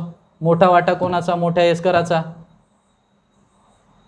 मेलेल्या जनावराचं म्हणजे ते मांसाहार हा तुम्हाला खाण्यासाठी त्यावेळची समाजव्यवस्था भाग पाडत होते. करणार काय. तुमच्या घरी जसं गोडधोड बनवतात, चांगलं खातात, आम्हाला त्या गोष्टीचं नाही म्हणजे पैसे असून आम्ही विकत घेऊ शकत नाही. आम्ही तर तुमचे चाकर. आम्ही कुठल्या चांगल्या गोष्टी खाणार. आम्ही काय खायचं तर हे मेलेल्या जनावरांचं मांस. तर अजूनही या अशा प्रकारच्या गोष्टी काही ठिकाणी चालत आहेत. आणि या स्पृश्य अन्याय होतो आणि स्त्रियांवरही अन्याय होतो. शिक्षण वगैरे या सर्व म्हणजे मी सर्व गोष्टी कव्हर केल्या. शिक्षण, व्यवहार, हक्क, चूल मूल या सर्व गोष्टीमध्ये स्त्रियांना बिलकुल काही अधिकार नव्हते. आणि तुम्हाला एक सांगतो की ही व्यवस्था ही मधल्या काळामध्ये अगदी प्राचीन काळी जर आपण बघितलं वाकुडे गुरुजी, तर प्राचीन काळी महिला ही मुख्य प्रधान असायची. कारण हा जो शेती व्यवसाय जेव्हा आपण हे सगळं अन्नधान्य याच्यावर जगतो, ही शेती व्यवसाय ही जी संकल्पना मी काही माझं अभ्यासानुसार शेती व्यवसाय हा फक्त आणि फक्त स्त्रियांमुळे हा उदयास आलेला आहे. कारण पुरुष हा भटकी जात होती आणि स्त्री ही एकाच ठिकाणी स्थावर राहायची. का जोपर्यंत ती गर्भवती राहत नाही. गर्भवती राहिल्यावर महिलांना प्रवास करता येत नव्हता. मग गर्भवती राहिल्याच्यानंतर पुरुष हा भटक्या जाणतो. स्त्री ही एका ठिकाणी तिला वास्तव्य करायला लागतं आणि वास्तव्य केल्याच्या नंतर मग स्त्री ती खाणार काय. मग ती स्त्री खाणार काय तर तिने तिच्या उपजीविकेचं साधन म्हणून तिने हा शेती व्यवसाय केलेला आहे. आणि शेतीची खरी जनक ही स्त्री भगिनी आहे म्हणून तिला आपण जननी म्हणतो. तर अशा या स्त्रीला पुढे खूप अमानुष ह्या मधल्या काळामध्ये खूप वेगळ्या म्हणजे सतीची प्रथा आली, बालविवाह आला, त्यांचे केशवपन करायचे, केस काढायचे, अमानुष त्यांना त्रास देणं, या सर्व गोष्टी या बाबासाहेबांनी आपल्या नजरेसमोर घातल्या. आणि त्यातही आमच्या अस्पृश्य समाजातली महिला भगिनींवर तर अत्याचार म्हणजे विचारूच नका. तर अशा अनेक वेदना, दुःख हे अस्पृश्य समाजाने भोगले होते. आता जर आपण ह्या ज्या गोष्टी आहेत बाबासाहेबांचं एक केंद्रस्थान म्हणून आपण जे दुःखाचं इथे हे सांगतोय समाजाची अवस्था. आता या दुःख किंवा सुख किंवा याच्यामध्ये आपण प्रत्येक गोष्टीला बोलतो म्हणजे पाणी लिटरमध्ये मोजतात, वजन हे म्हणजे किलोग्राम ग्राममध्ये मोजलं जातं. आता सुख आणि दुःख तर अस्पृश्य समाजाच्या वाटेला आलेलं दुःख, या वेदना याला जर मोजण्यासाठी या सायंटिस्टनी, वैज्ञानिकांनी, शास्त्रज्ञांनी जर कुठलं मापक बनवलं असतं तर त्या मापक आहे ना त्याच्या ज्या युनिट्स आहे खूप कमी पडलं असतं. असं मापकच बनलं नसतं तुमच्या वेदना. कारण तुमच्या वेदना या इतक्या मोठ्या ह्या आहेत, त्या वेदनेला कुठलं हेच नाही, मापकच नसलं. असा आमचा अस्पृश्य समाजावर होणारा अन्याय. आणि अशा अनेक वेदनांपासून अस्पृश्यांना स्वातंत्र्य हवे होतं. आता तो काळ ज्यावेळेस ब्रिटिश इंग्रज हे भारतावर राज्य करत होते. आता इथेही भारतावर जे पारतंत्र्याची वेळ आली, आपलं जे स्वातंत्र्य आपलं गेलं, हे कोणामुळे गेलं? हे स्पृश्य समाजातले काही वरिष्ठ जे होते यांनी इंग्रजांबरोबर झालेल्या गोष्टीमुळे, तुम्हाला सर्वांना माहिती आहे ब्रिटिश जेव्हा ईस्ट इंडिया कंपनीची स्थापन केली आणि इथल्या वरिष्ठ जे स्पृश्य जे आहेत त्यांचा कशा प्रकारे त्यांचे लागेबंद झाले आणि नंतर मग ब्रिटिशांनी हळूहळू आपले पाय कसे पसरवले.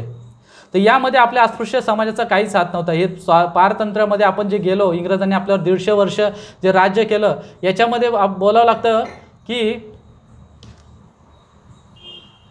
हे जे पारतंत्र्य होतं, आप तो हिंदीमध्ये बोलायचं झालं तर आप तो दूसरे के गुलाम थे, आप लोग दूसरे के गुलाम थे, लेकिन हम गुलामों के भी गुलाम थे. बाबासाहेबांनी हे ओळखलं होतं की मी हा जो लढा देतोय माझ्या समाजाला न्याय देण्यासाठी, माणूस म्हणून जगण्यासाठी, हा लढा खूप मोठा आहे. कारण मला फक्त या इंग्रजांविरुद्धच नाही लढायचं आहे, तर मला लढायचं आहे इंग्रजांचे जे गुलाम आहे आणि त्या गुलामांचाही मी गुलाम आहे, या गुलामांच्या विरुद्ध मला लढायचं आहे. लढा खूप मोठा होता, बाबासाहेबांनी ओळखलं होतं आणि या लढ्यासाठी त्यांची शक्ती तेवढीच होती. आता ही जी स्वातंत्र्य आणि पारतंत्र्याची गोष्ट झाली, आता इथे बाबासाहेबांनी ही जी लढाई करायची होती ही कुठल्या कुठल्या सत्तेशी नव्हती. तर इथे कशासाठी त्यांना लढाई करायची होती? तर माणूस आहे आम्ही आणि आम्हाला माणूस म्हणून जगता यावं, यासाठी लढाई होती बाबासाहेबांची. आम्हाला कुठली सत्ता नको होती, आम्हाला कुठलं राज्य नको होतं. तर बाबासाहेबांना फक्त माणूस आणि माणसासाठीच आम्हाला लढायचं होतं. तर अशा ह्या हिंदू संस्कृतीमध्ये बाबासाहेबांच्या मते हिंदू धर्मात व्यक्तीला काही स्थान नाही. हिंदू धर्माची रचना ही एका वर्ग व्यवस्थेवर केलेली आहे आणि ते 4 वर्ग आहे आणि या वर्ग व्यवस्थेनुसार तुम्हाला वेगळे ट्रीटमेंट मिळते, तुम्हाला वेगळ्या प्रकारचं तुम्हाला न्याय मिळतो. आता इथे ह्या व्यवस्थेमध्ये एका व्यक्तीने दुसऱ्या व्यक्तीशी कसं वागायचं हे नाही सांगितलं आहे.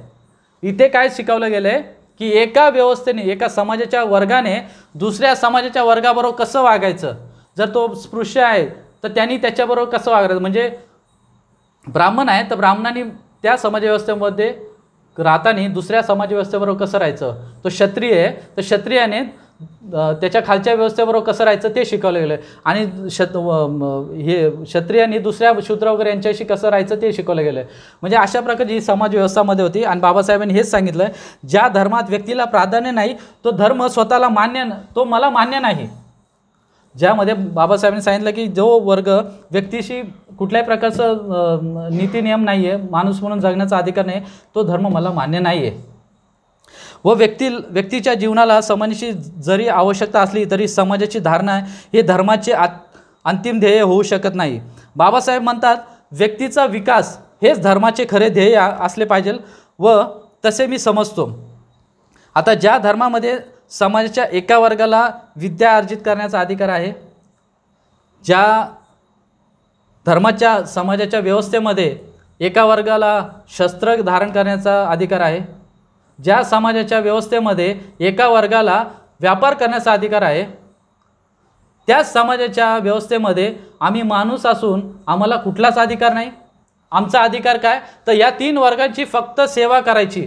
मी करणार, माझे परिवार करणार, आमच्या महिला करणार, भगिनी करणार, बंधू सगळे, आम्ही लहान मुलं सगळे फक्त या लोकांच्या सेवेसाठी जुंपलेलो आहोत.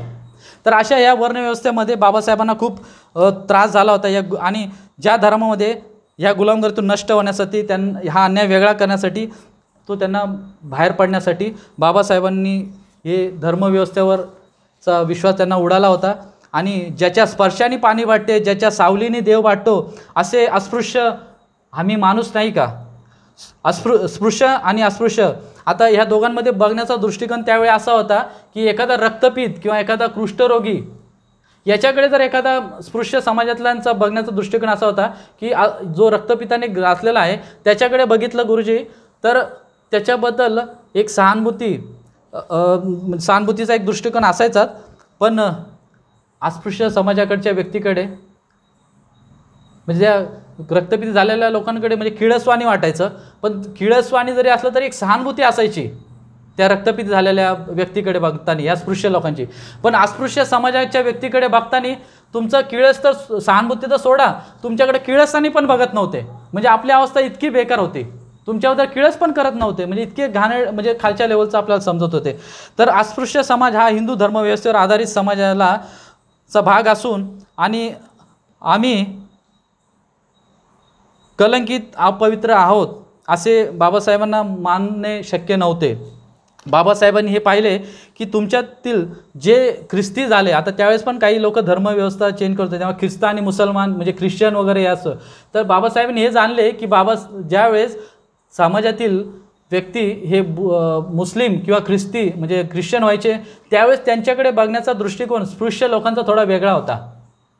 आणि हे बाबासाहेबांनी बघितलं, त्यामुळे बाबासाहेबांनी विचार केला की या अस्पृश्य समाजामध्ये खूप जातीवाद आहे आणि अस्पृश्य समाजामध्ये स्पृश्य अस्पृश्य हा जातीवाद असतानाच अस्पृश्य समाजामध्ये पण वेगळ्या जाती धर्म आहेत, ज्यामध्ये मांग, महार, तेली, कोळी, मांग असे बरेचसे जाती आहेत. या जातीमध्ये त्यांच्यामध्ये एकमेकांबद्दल जातीवाद होता, एकमेकांकडे माणूस म्हणजे बघण्याचं हे नव्हते.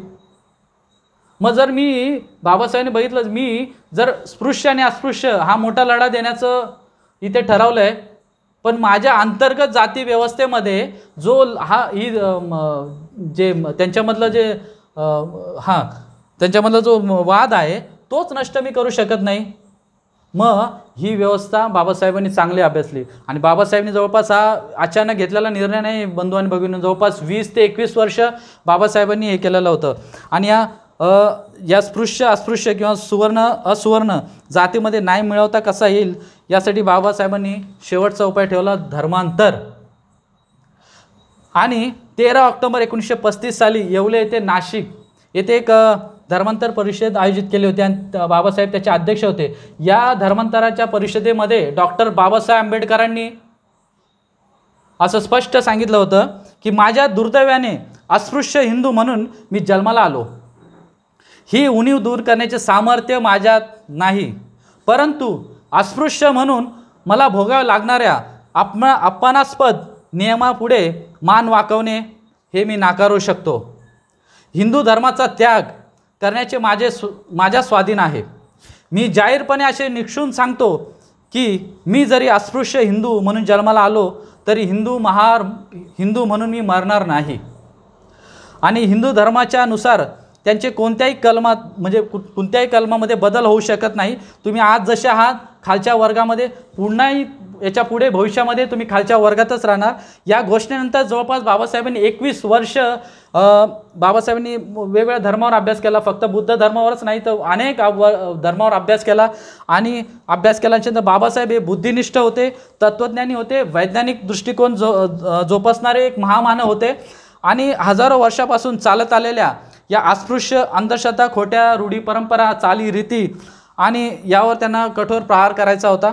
आणि या प्रहार करण्यासाठी नेहमी सम्यक ज्ञान व बुद्धिप्रामाण्यवाद याचाच आधार घेत बाबासाहेबांनी देव, परलोक, आत्मा किंवा हे पुनर्जन्म, अद्भुत शक्ती, कर्मकांड इत्यादी या विचारांना त्यांनी आपल्या जीवनात अजिबात स्थान दिले नाही. आणि सामाजिक आमूलाग्र बदल जर करायचा असेल आणि घडवायचा असेल तर ईश्वर, कर्मकांड या सर्व गोष्टींचा पाया नष्ट केला पाहिजे, तेव्हा देवामध्ये माणुसकी वाढू शकेल. आणि असे बाबासाहेबांना मनापासून वाटत होते. मंत्र, तंत्र, पोत्या, पुराणं याचा पूर्णपणे बाबासाहेबांनी नकार दिला, कारण या समाजात विषमता टिकून ठेवण्याचं हे एक महत्त्वाचं कारण होतं. या सर्व गोष्टींचा विचार करत असताना बाबासाहेबांना बुद्धांचे तत्त्वज्ञान हे खूप आवडले. बुद्ध हा कोणी एक भगवान म्हणजे कुठले देवदेवता नव्हता, हा एक निव्वळ एक माणूस होता. ते मार्गदाता होते, मोक्षदाता नाही. मोक्षाचे प्रलोभन बुद्धांनी कधीच दाखवले नाही त्यांच्या धम्मामध्ये, त्यांच्या शिकवणीमध्ये. आणि आपण एक दैवी शक्ती असल्याचा दावाही कधी भगवान बुद्धांनी केला नाही. आपण तर अनेक मानवी जीवांपैकी एक आहोत असं बुद्धांनी सांगितलं होतं. आणि त्यांच्या विचारामध्ये एक, त्यांच्या शिकवणीमधून एक हे होतं. आणि अस्पृश्य समाजाला एक कल्याणकारी धम्म म्हणून बुद्ध धम्माचीच निवड केली पाहिजे असं बाबासाहेबांना वाटलं. आणि या सर्व जर गोष्टी आपण जर अभ्यासल्या तर त्यानंतर मग बाबासाहेबांनी बुद्ध धम्म का स्वीकारला याचं मला वाटतं उत्तर आपल्याला मिळालं असेल. आता बुद्ध धम्मावर जर मी बोलायचं झालं तर त्याला पुन्हा आणखी खूप वेळ लागेल.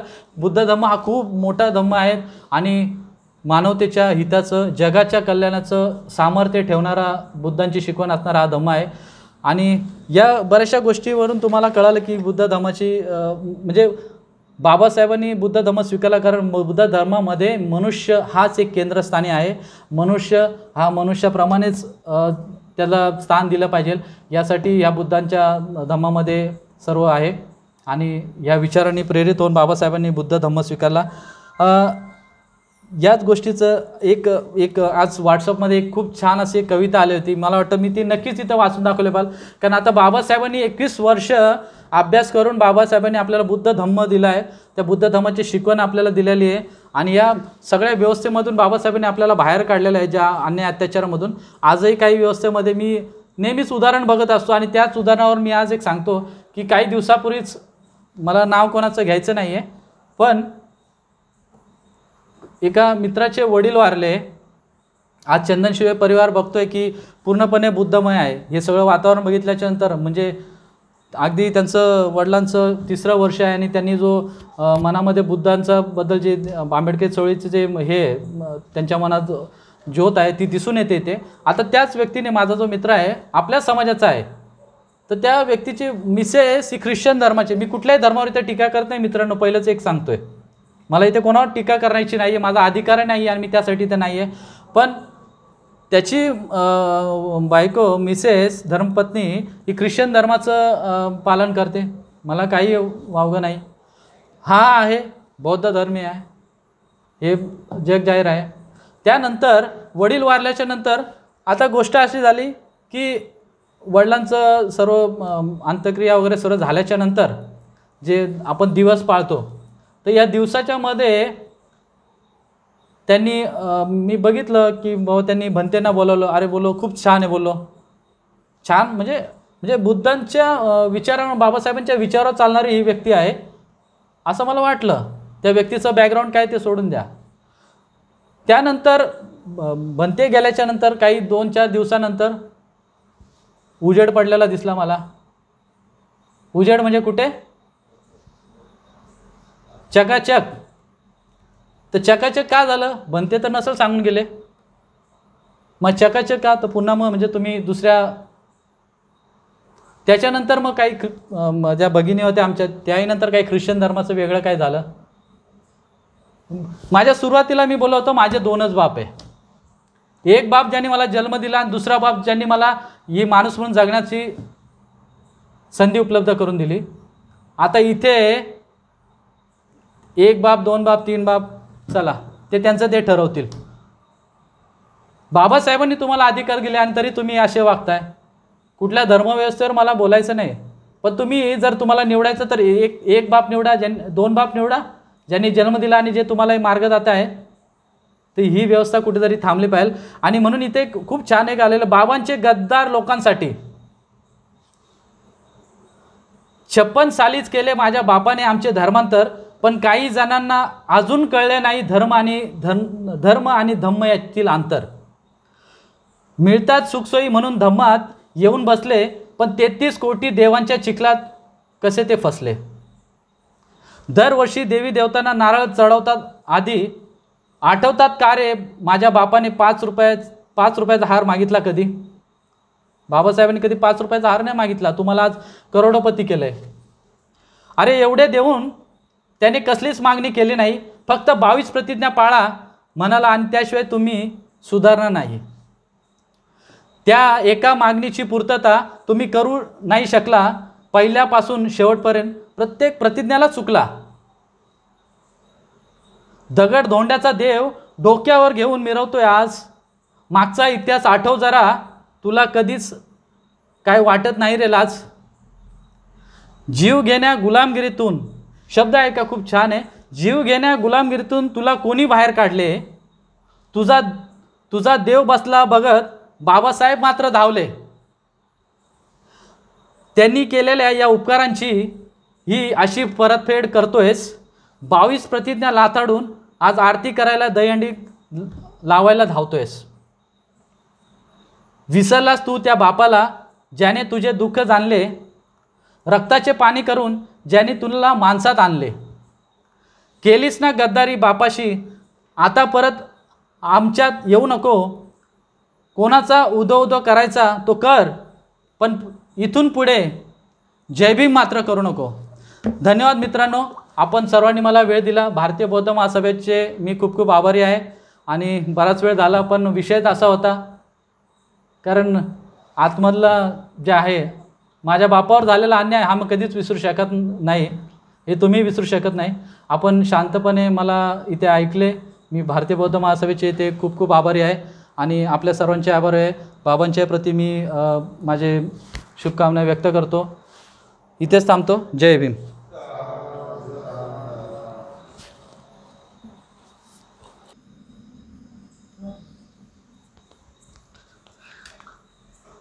आत्ताच आपल्याला नितीन जाधव सरांनी प्रवचन दिलेलं आहे. बाबासाहेबांनी बौद्ध धम्मच का स्वीकारला, हा इतका मोठा विषय आहे की 2-2.5 तास लागतील हा विषय सांगायला. त्यांनी एवढ्या कमी वेळामध्ये आणि योग्य ते पॉईंट घेऊन, मेन पॉईंट घेऊन, जो आपल्याला सविस्तर छान अशा भाषेमध्ये समजावून सांगितला आहे आणि खूप छान असं त्यांनी प्रवचन येथे दिलेलं आहे. तर भारतीय बौद्ध महासभा ह्या शाखेकडून नितीन जाधव सरांचा आम्ही अभिनंदन करतो. जय भीम गुरुजी. आजच्या आपल्या कार्यक्रमाचे अध्यक्ष विनोद वाकोडे गुरुजी हे आपल्या प्रवचनकारास एक पुष्प देऊन त्यांचं स्वागत करतील अशी मी त्यांना विनंती करते.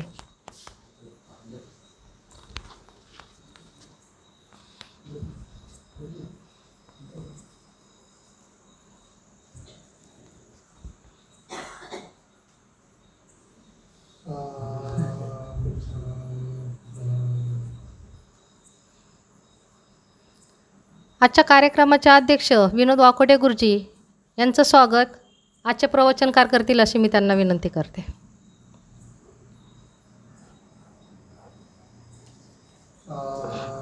साधू साधू साधू.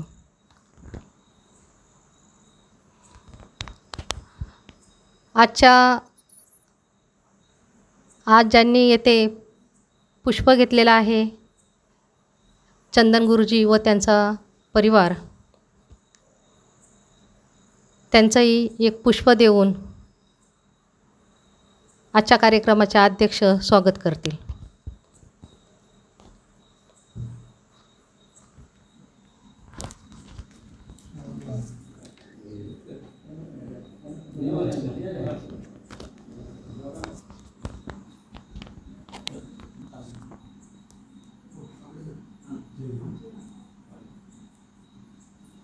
तसेच चंदन शिव गुरुजी,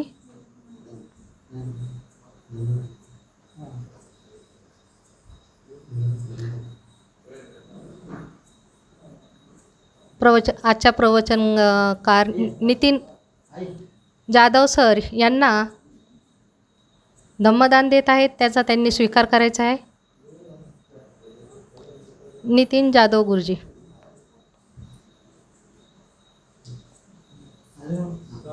साधू साधू साधू.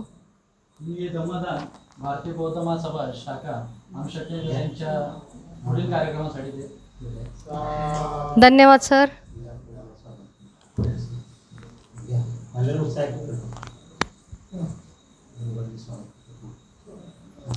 बौद्ध मित्र मंडळाचे सहकोषाध्यक्ष निलाक उबाळे गुरुजी यांचं स्वागत बालेराव गुरुजी करतील अशी मी त्यांना विनंती करते.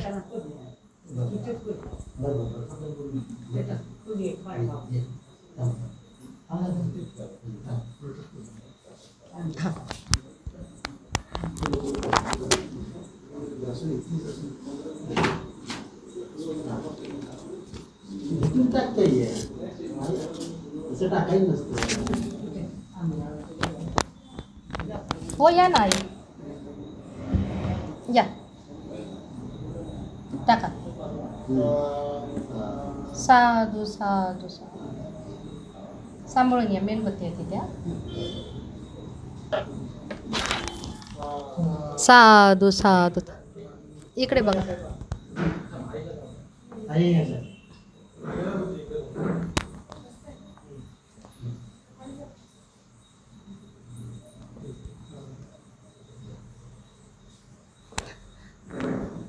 आत्ताच प्रवचन देताना नितीन सरांनी एक विद्रोही कविता येथे सादर केली.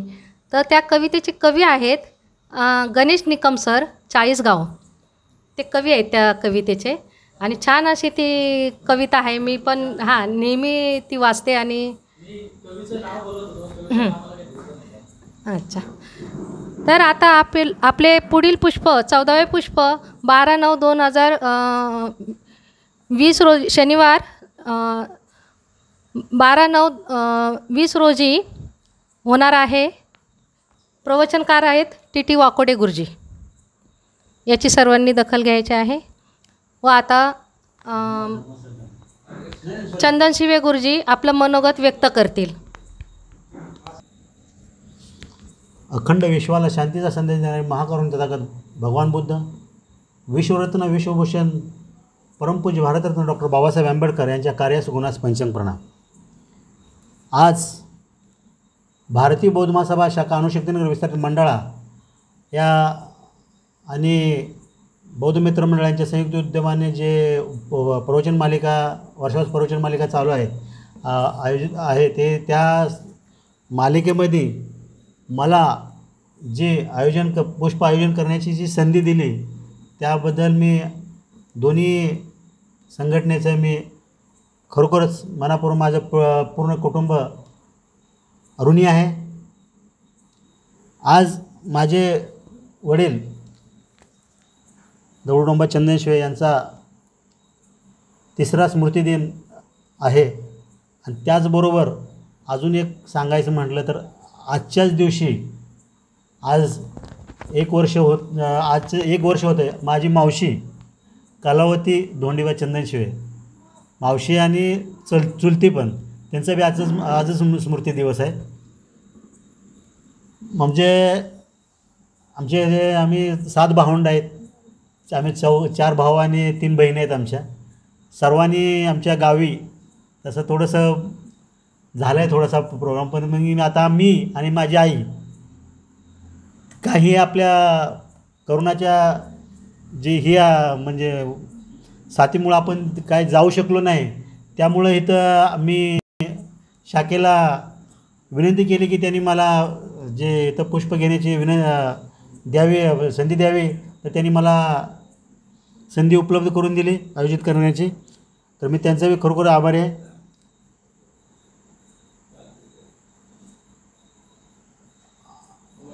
आज दुसरं सांगायचं म्हणजे आमच्या सर्व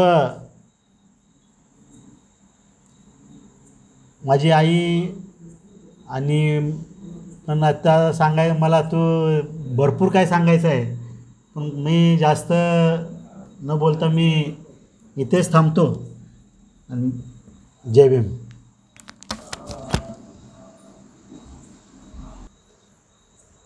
आज 5 सप्टेंबर शिक्षक दिन म्हणून आपण पाळतो. तर या विषयाला धरून उबाळे दादा 2 शब्द हे ते सांगणार आहेत. तर त्यांनी थोडक्यात आपला विषय हे ते मांडावा अशी मी त्यांना विनंती करते.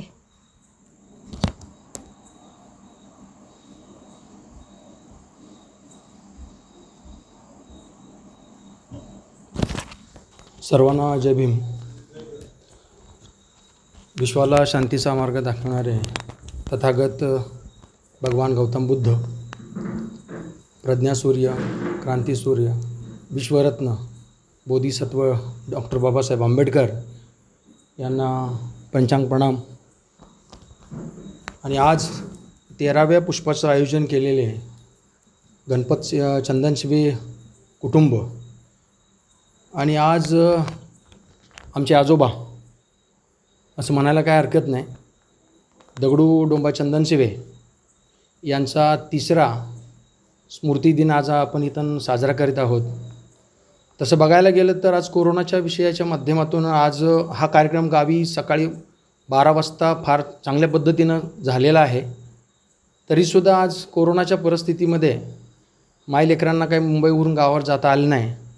तर त्यासाठी हा कार्यक्रम विहारामध्ये आज पुष्पाच्या सोबतच हा कार्यक्रम करावा असं त्यांना वाटलं पण आप्पाच्या बाबतीत जर थोडं सांगायचं म्हटलं तर या कुटुंबाच्या माध्यमातून माझे फार घरातले संबंध असल्यामुळं आज आपण जसं मेणबत्तीचे इथं पेटवलं, मेणबत्तीला जे आज प्रज्वलित करण्याचं काम या आप्पाने आज फार चांगल्या पद्धतीने केलेलं आहे. मगाशी सरांनी उल्लेख केला जाधव साहेबांनी की शिक्षण नाही आहे. मुलांनी सांगितलं की शिक्षण नाही, आप्पावरती बोलू नका. पण मला वाटतं की जसं जाधव साहेबांनी आपल्या प्रवचन मालिकेमध्ये फार चांगल्या पद्धतीनं आपल्याला सोप्या पद्धतीनं समजावून सांगितलं, त्यामध्ये त्यांनी सांगितलं की बाबासाहेबांचं वाक्य आहे की मुझे पढे लिखे लोगों ने धोखा दिया.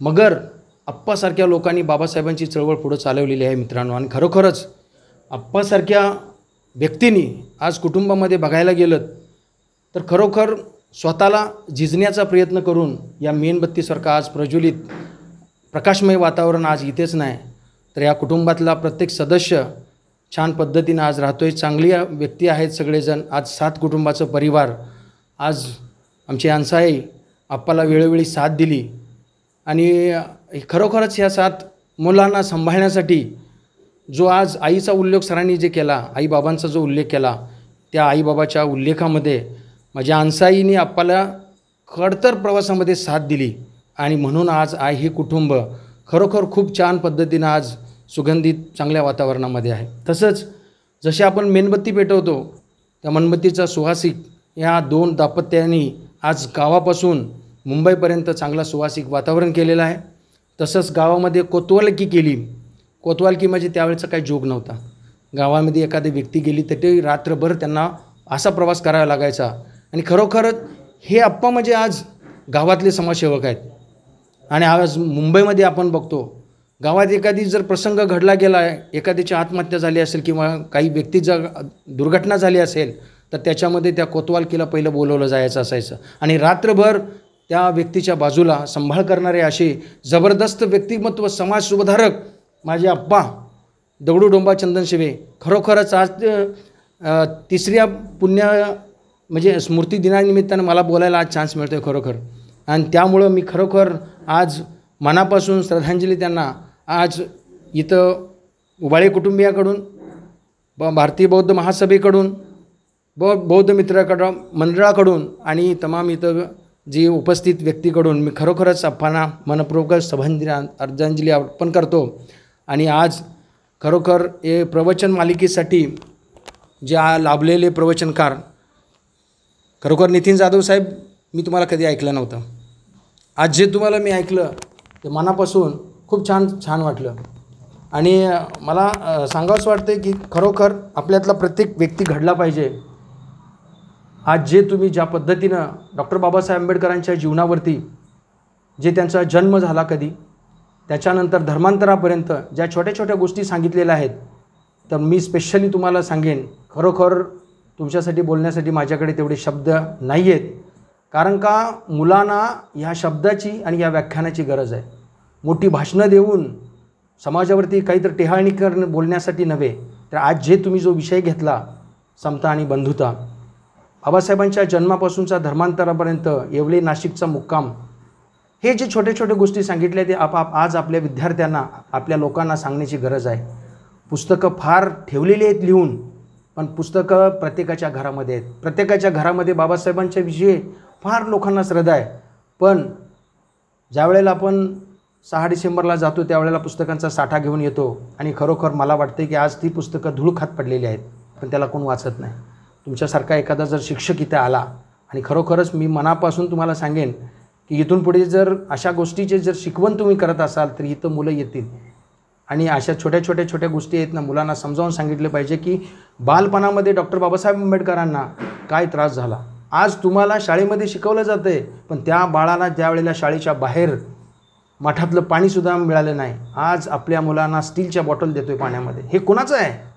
हे देणं कोणाचं आहे तर माझ्या बापाचं आहे. सरांनी सांगितलं बापाचा बाप माझा बाप तोच डॉक्टर बाबासाहेब आंबेडकर. आणि खरोखर या व्याख्यानातून सरांच्या मी खरोखरच मनापासून नतमस्तक होऊन तुम्हाला बौद्ध मित्रमंडळाकडून आणि मी सहखजिनदार निलार कोबाळे खरोखरच तुमचं मनापूर्वक अभिनंदन करतो की ह्या छोट्या छोट्या गोष्टी तुम्ही परत घ्याव्यात. पुढे जाऊन सांगतो की आज 5 सप्टेंबर शिक्षक दिन आणि खरोखर आज देशामध्ये शिक्षक दिनाला फार महत्त्व आहे. जर आज तुम्ही आम्ही घडलो नसतो, आज युगपुरुष असतील, महापुरुष असतील, महामानव असतील, आणि आज खरोखरच शिक्षणाच्या माध्यमातून गुरुला जेवढं स्थान दिलं जातं त्याच्यामध्ये क्रांतीसूर्य सावित्रीबाई फुले आणि क्रांतीज्योती ज्योतिराव महात्मा फुले यांनी जो आज धडा शिकवला गेला, ज्या वेळेला त्यांना शिक्षणाच्या माध्यमातून ज्या काय गोष्टी कळल्या, समजल्या आणि शिक्षणासाठी आपल्या दारं ओपन केली गेली आणि खरोखरच त्यावेळेला त्यांच्या अंगावरती शिंतोडे टाकले गेले आणि स्त्री शिक्षणाचं महत्त्व काय ते जाणून देणारे असे संस्थापक त्यांना म्हटलं जाते. आणि खरोखर असं व्यक्तिमत्व आज त्यांच्यावर बोलायचं म्हटलं तर बऱ्याचशा गोष्टी आपल्याकडे आहेत, पण वेळेअभावी आपण काही जास्त बोलणार नाही. पण एक गोष्ट आपण सांगू शकतो, विद्येविना नीती गेली, नीतीविना विद्ये गेले, विद्येविना शुद्ध खचले, हे एक फक्त त्या अविद्येने केले. अशी बोलणारी व्यक्ती, कडखर आणि परखा स्वभावाची, जबरदस्त अशा व्यक्तींना खरोखरच स्त्री शिक्षणाचा पाया मजबूत रवला गेला अशा सावित्रीबाई फुले आणि पुन्हा एकदा ज्योतिराव फुले यांना आज खरोखरच आणि ह्या भारत देशातल्या सर्व शिक्षकांना भारत देशाचा नागरिकत्व घडवण्याचा जे अधिकार त्यांच्याकडे आहे अशा सर्व शिक्षकांना मी आज शिक्षक दिनी पुन्हा एकदा त्यांना हार्दिक शुभेच्छा देतो आणि आज माझे इथे दोन शब्द संपवतो. जय भीम, जय नमो बुद्धाय.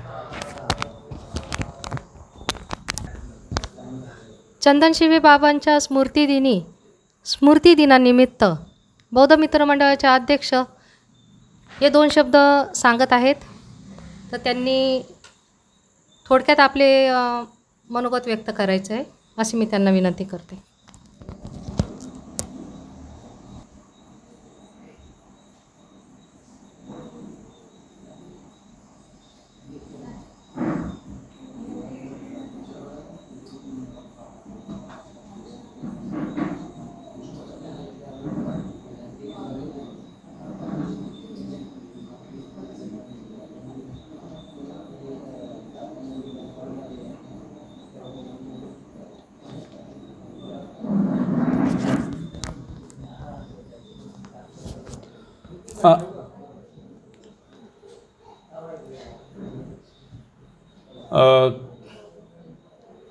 चंदनशिवे बाबा यावेळेला आमचा ह्या कुटुंबाशी परिचय झाला, तिथपासून आमचं सतत जाणं येणं होतं. त्यांना जास्त चालण्याचा प्रवास जास्त नाही करायचे, पण सतत सकाळी संध्याकाळी त्यांचं चालणं असायचं. आई पण फार त्यांना घरी गेलं की गुरुजी आल्यानंतर बसा, चाय घ्या, हे करा. म्हणजे जे गावच्या माणसांची पहिल्यापासून माणसं जोडण्याची जी हे असते ती ह्या वृद्ध माणसांकडे फार मोठी. आणि त्यांच्या कुटुंबामध्ये घडलेलं चंदनशिवे कुटुंब कधी गेल्यानंतर गुरुजी पाणी घ्या, चाय वगैरे केल्याशिवाय आपल्याला कधी म्हणजे सोडतच नाहीत. आणि हा आदर्श आहे बौद्ध धर्माचा की आपल्या लोकांना जोडण्याचं जे काम आहे ते शांत चित्तानं आणि शांत डोकं ठेवून, आम्ही कधी कधी आमच्यामध्ये हायपर होत असतो पण ते शांत डोक्यानं काम करतात. मलाही कधी कधी म्हणतात की गुरुजी शांत घेत जा. तर कधी कधी हे होत असतं, काम करत असताना कुठे जर हे झालं तर कधी कधी आम्हाला हे करावं लागतं. म्हणून कारण बाबांनी त्यांना घडवलं म्हणून त्यांनी त्यांच्या मुलांना घडवलं. बौद्धाचार्य शिबिरासाठी बसण्यासाठी भरपूर काचकूच करत होते, तरी पण त्यांना बसवण्याचा प्रयत्न केला. आज ते घडले आणि कुटुंबी घडत आहे.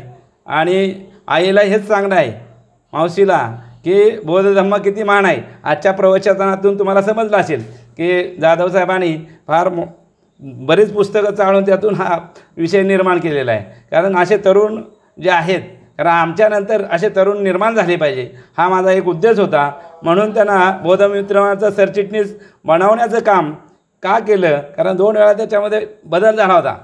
तरी पण मी नाही, हे माणूस हुशार आहे, शिक्षित आहे आणि असा सरचिटणीस असावा म्हणून मी त्यांची निवड केली. आणि ती आज आपण पाहताय की मुलांना अशा प्रकारचं शिक्षण किंवा जी पूर्वीची माहिती आहे ती ह्या माध्यमातून जर गेली लोकांपर्यंत, ह्या लहान लहान मुलांपर्यंत, तर ती घडतील. म्हणून हा एक उद्देश होता. बाबांना ह्या तिसऱ्या स्मृती दिनानिमित्त माझ्या काकडे परिवाराच्या वतीनं आणि बौद्ध मित्र मंडळाच्या वतीनं लाख लाख शुभेच्छा, लाख लाख त्यांना श्रद्धांजली वाहतो आणि मी माझे 2 शब्द पुरे करतो. जय भीम, जय बुद्ध, जय भारत.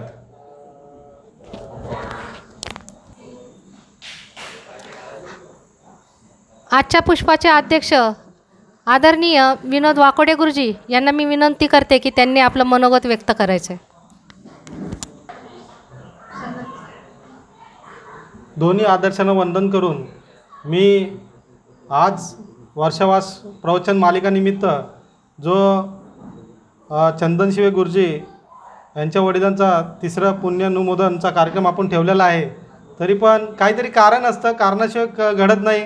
कारण की काही कारणास्तव ते तिकडे जाऊ शकले नाही. गावालासुद्धा त्यांनी कार्यक्रम ठेवला होता, पण योगायोग असा घडला की इथेही त्यांचं कार्य होणं महत्त्वाचं होतं, कारण की त्यांचं वास्तव्य इथेही होतं. त्यामुळे हे इथेही घडलेलं आहे. आणि खरोखर जाधव सरांनी जे आपल्याला सांगितलं आहे या कुटुंबाच्या प्रती, आणि खरोखर काकडे गुरुजींनी या कुटुंबाला बरोबर, आणि आमचे मित्र उबाळे साहेब यांनीसुद्धा सांगितलं की खरोखर उबाळे साहेब यांचा अनुभव खूपच दांडगा आहे. आणि त्यांनी सांगितल्या पद्धतीने खरोखर मी जास्त न बोलता, कारण की वेळ झालेला आहे, मी 1-2 मिनटात बोलतो, तरी पण आपण शांततेने ऐकावे. आज हा स्मृतिदिन ठेवलेला आहे काहीतरी कारणाशिवाय, पण जाधव साहेबांनी जे सांगितलं आहे खरोखर म्हणजे त्यांच्या मनातून जे बोलत होते आणि त्यांचा जो आपण जो बघणार आहात हावभाव, खरोखर म्हणजे ही काळाची गरज आहे की आपल्या मुलांना आपण कसं घडवलं पाहिजे. कारण की इतिहास हा घडवल्याशिवाय ऐकवल्याशिवाय समजणार नाही. आणि आपल्या मुलांना जे उबाळे साहेबांनी सांगितलेलं आहे, खरोखर उबाळे साहेब आपण त्याची आता सुरुवात करायला पाहिजे आपल्या मुलांपासून. कारण की ही काळाची गरज आहे. आपल्या मुलांना हा इतिहास समजल्याशिवाय त्याचा व्हाय क्लिअर होणार नाही. कारण की 22 प्रतिज्ञा जोपर्यंत मुलांचा व्हाय क्लिअर होणार नाही तोपर्यंत त्यांच्यात बदल घडणार नाही. कारण की त्यांना काही माहितीच नाही. ते बोलतात हे का करायचं, का नाही करायचं. जसं आता आम्हाला कळालं आहे तसं त्यांनासुद्धा कळायला पाहिजे. लहान मुलांच्या वरती आपण त्यांना सांगितलं पाहिजे. खरोखर हा पवित्र धम्म आहे. बाबासाहेबांनी खरोखर म्हणजे चाळूनसुद्धा जेव्हा 22 प्रतिज्ञा दिल्या बाबासाहेबांनी चष्मासुद्धा ठेवलेला नाही. कारण की एवढा असा पवित्र धम्म दिलेला आहे. आणि 22 प्रतिज्ञा आपण का पालन करायचं आहे हे सुद्धा आपण खरोखर मुलांवरती बिंबवलंच पाहिजे. ही खरोखर काळाची गरज आहे. कारण की आपण जसे घडलो, जसे आम्ही उबाळे साहेब, चंदनशिवे गुरुजी, कारण की आमचे गुरुवर्य काकडे गुरुजी, तांबे गुरुजी यांनी आम्हाला घडवण्याचा प्रयत्न केलेला आहे. आणि खरोखर त्यांचे आशीर्वाद आहेत. काहीतरी या बौद्ध धम्माकडे आम्ही वळालो. आणि ही संस्था भारतीय बौद्ध महासभा ही अथून गैराची नसून डॉक्टर बाबासाहेब आंबेडकरांची आहे, ज्यांनी आपल्याला दिलेली आहे. आपण याचं परिपूर्ण पालन केलंच पाहिजे, तर तुमच्या घरात मंगलच मंगल होईल. कारण की हे 7 भाऊ आहेत. 7 भावापैकी एक भाऊ इथे बौद्धचार्य आहे आणि गावालासुद्धा ते कार्य होत आहे. ही खरोखर मोठी गोष्ट आहे. थांबून जय भीम. यानंतर शरणार्थी होईल. मी सर्वांना नम्र विनंती करतो. नास्ति मे शरणं वयं बुद्धो मे शरणं वयं एतेन सज्जवज्जेन भवतु मे जय मंगलम्. नास्ति मे शरणं वयं धम्मो मे शरणं वयं एतेन सज्जवज्जेन भवतु मे जय मंगलम्. नास्ति मे शरणं वयं संघो मे शरणं वयं एतेन सज्जवज्जेन भवतु मे जय मंगलम्. साधु साधु साधु. बुद्धं नमामि, धम्मं नमामि, संघं नमामि. जय भीम.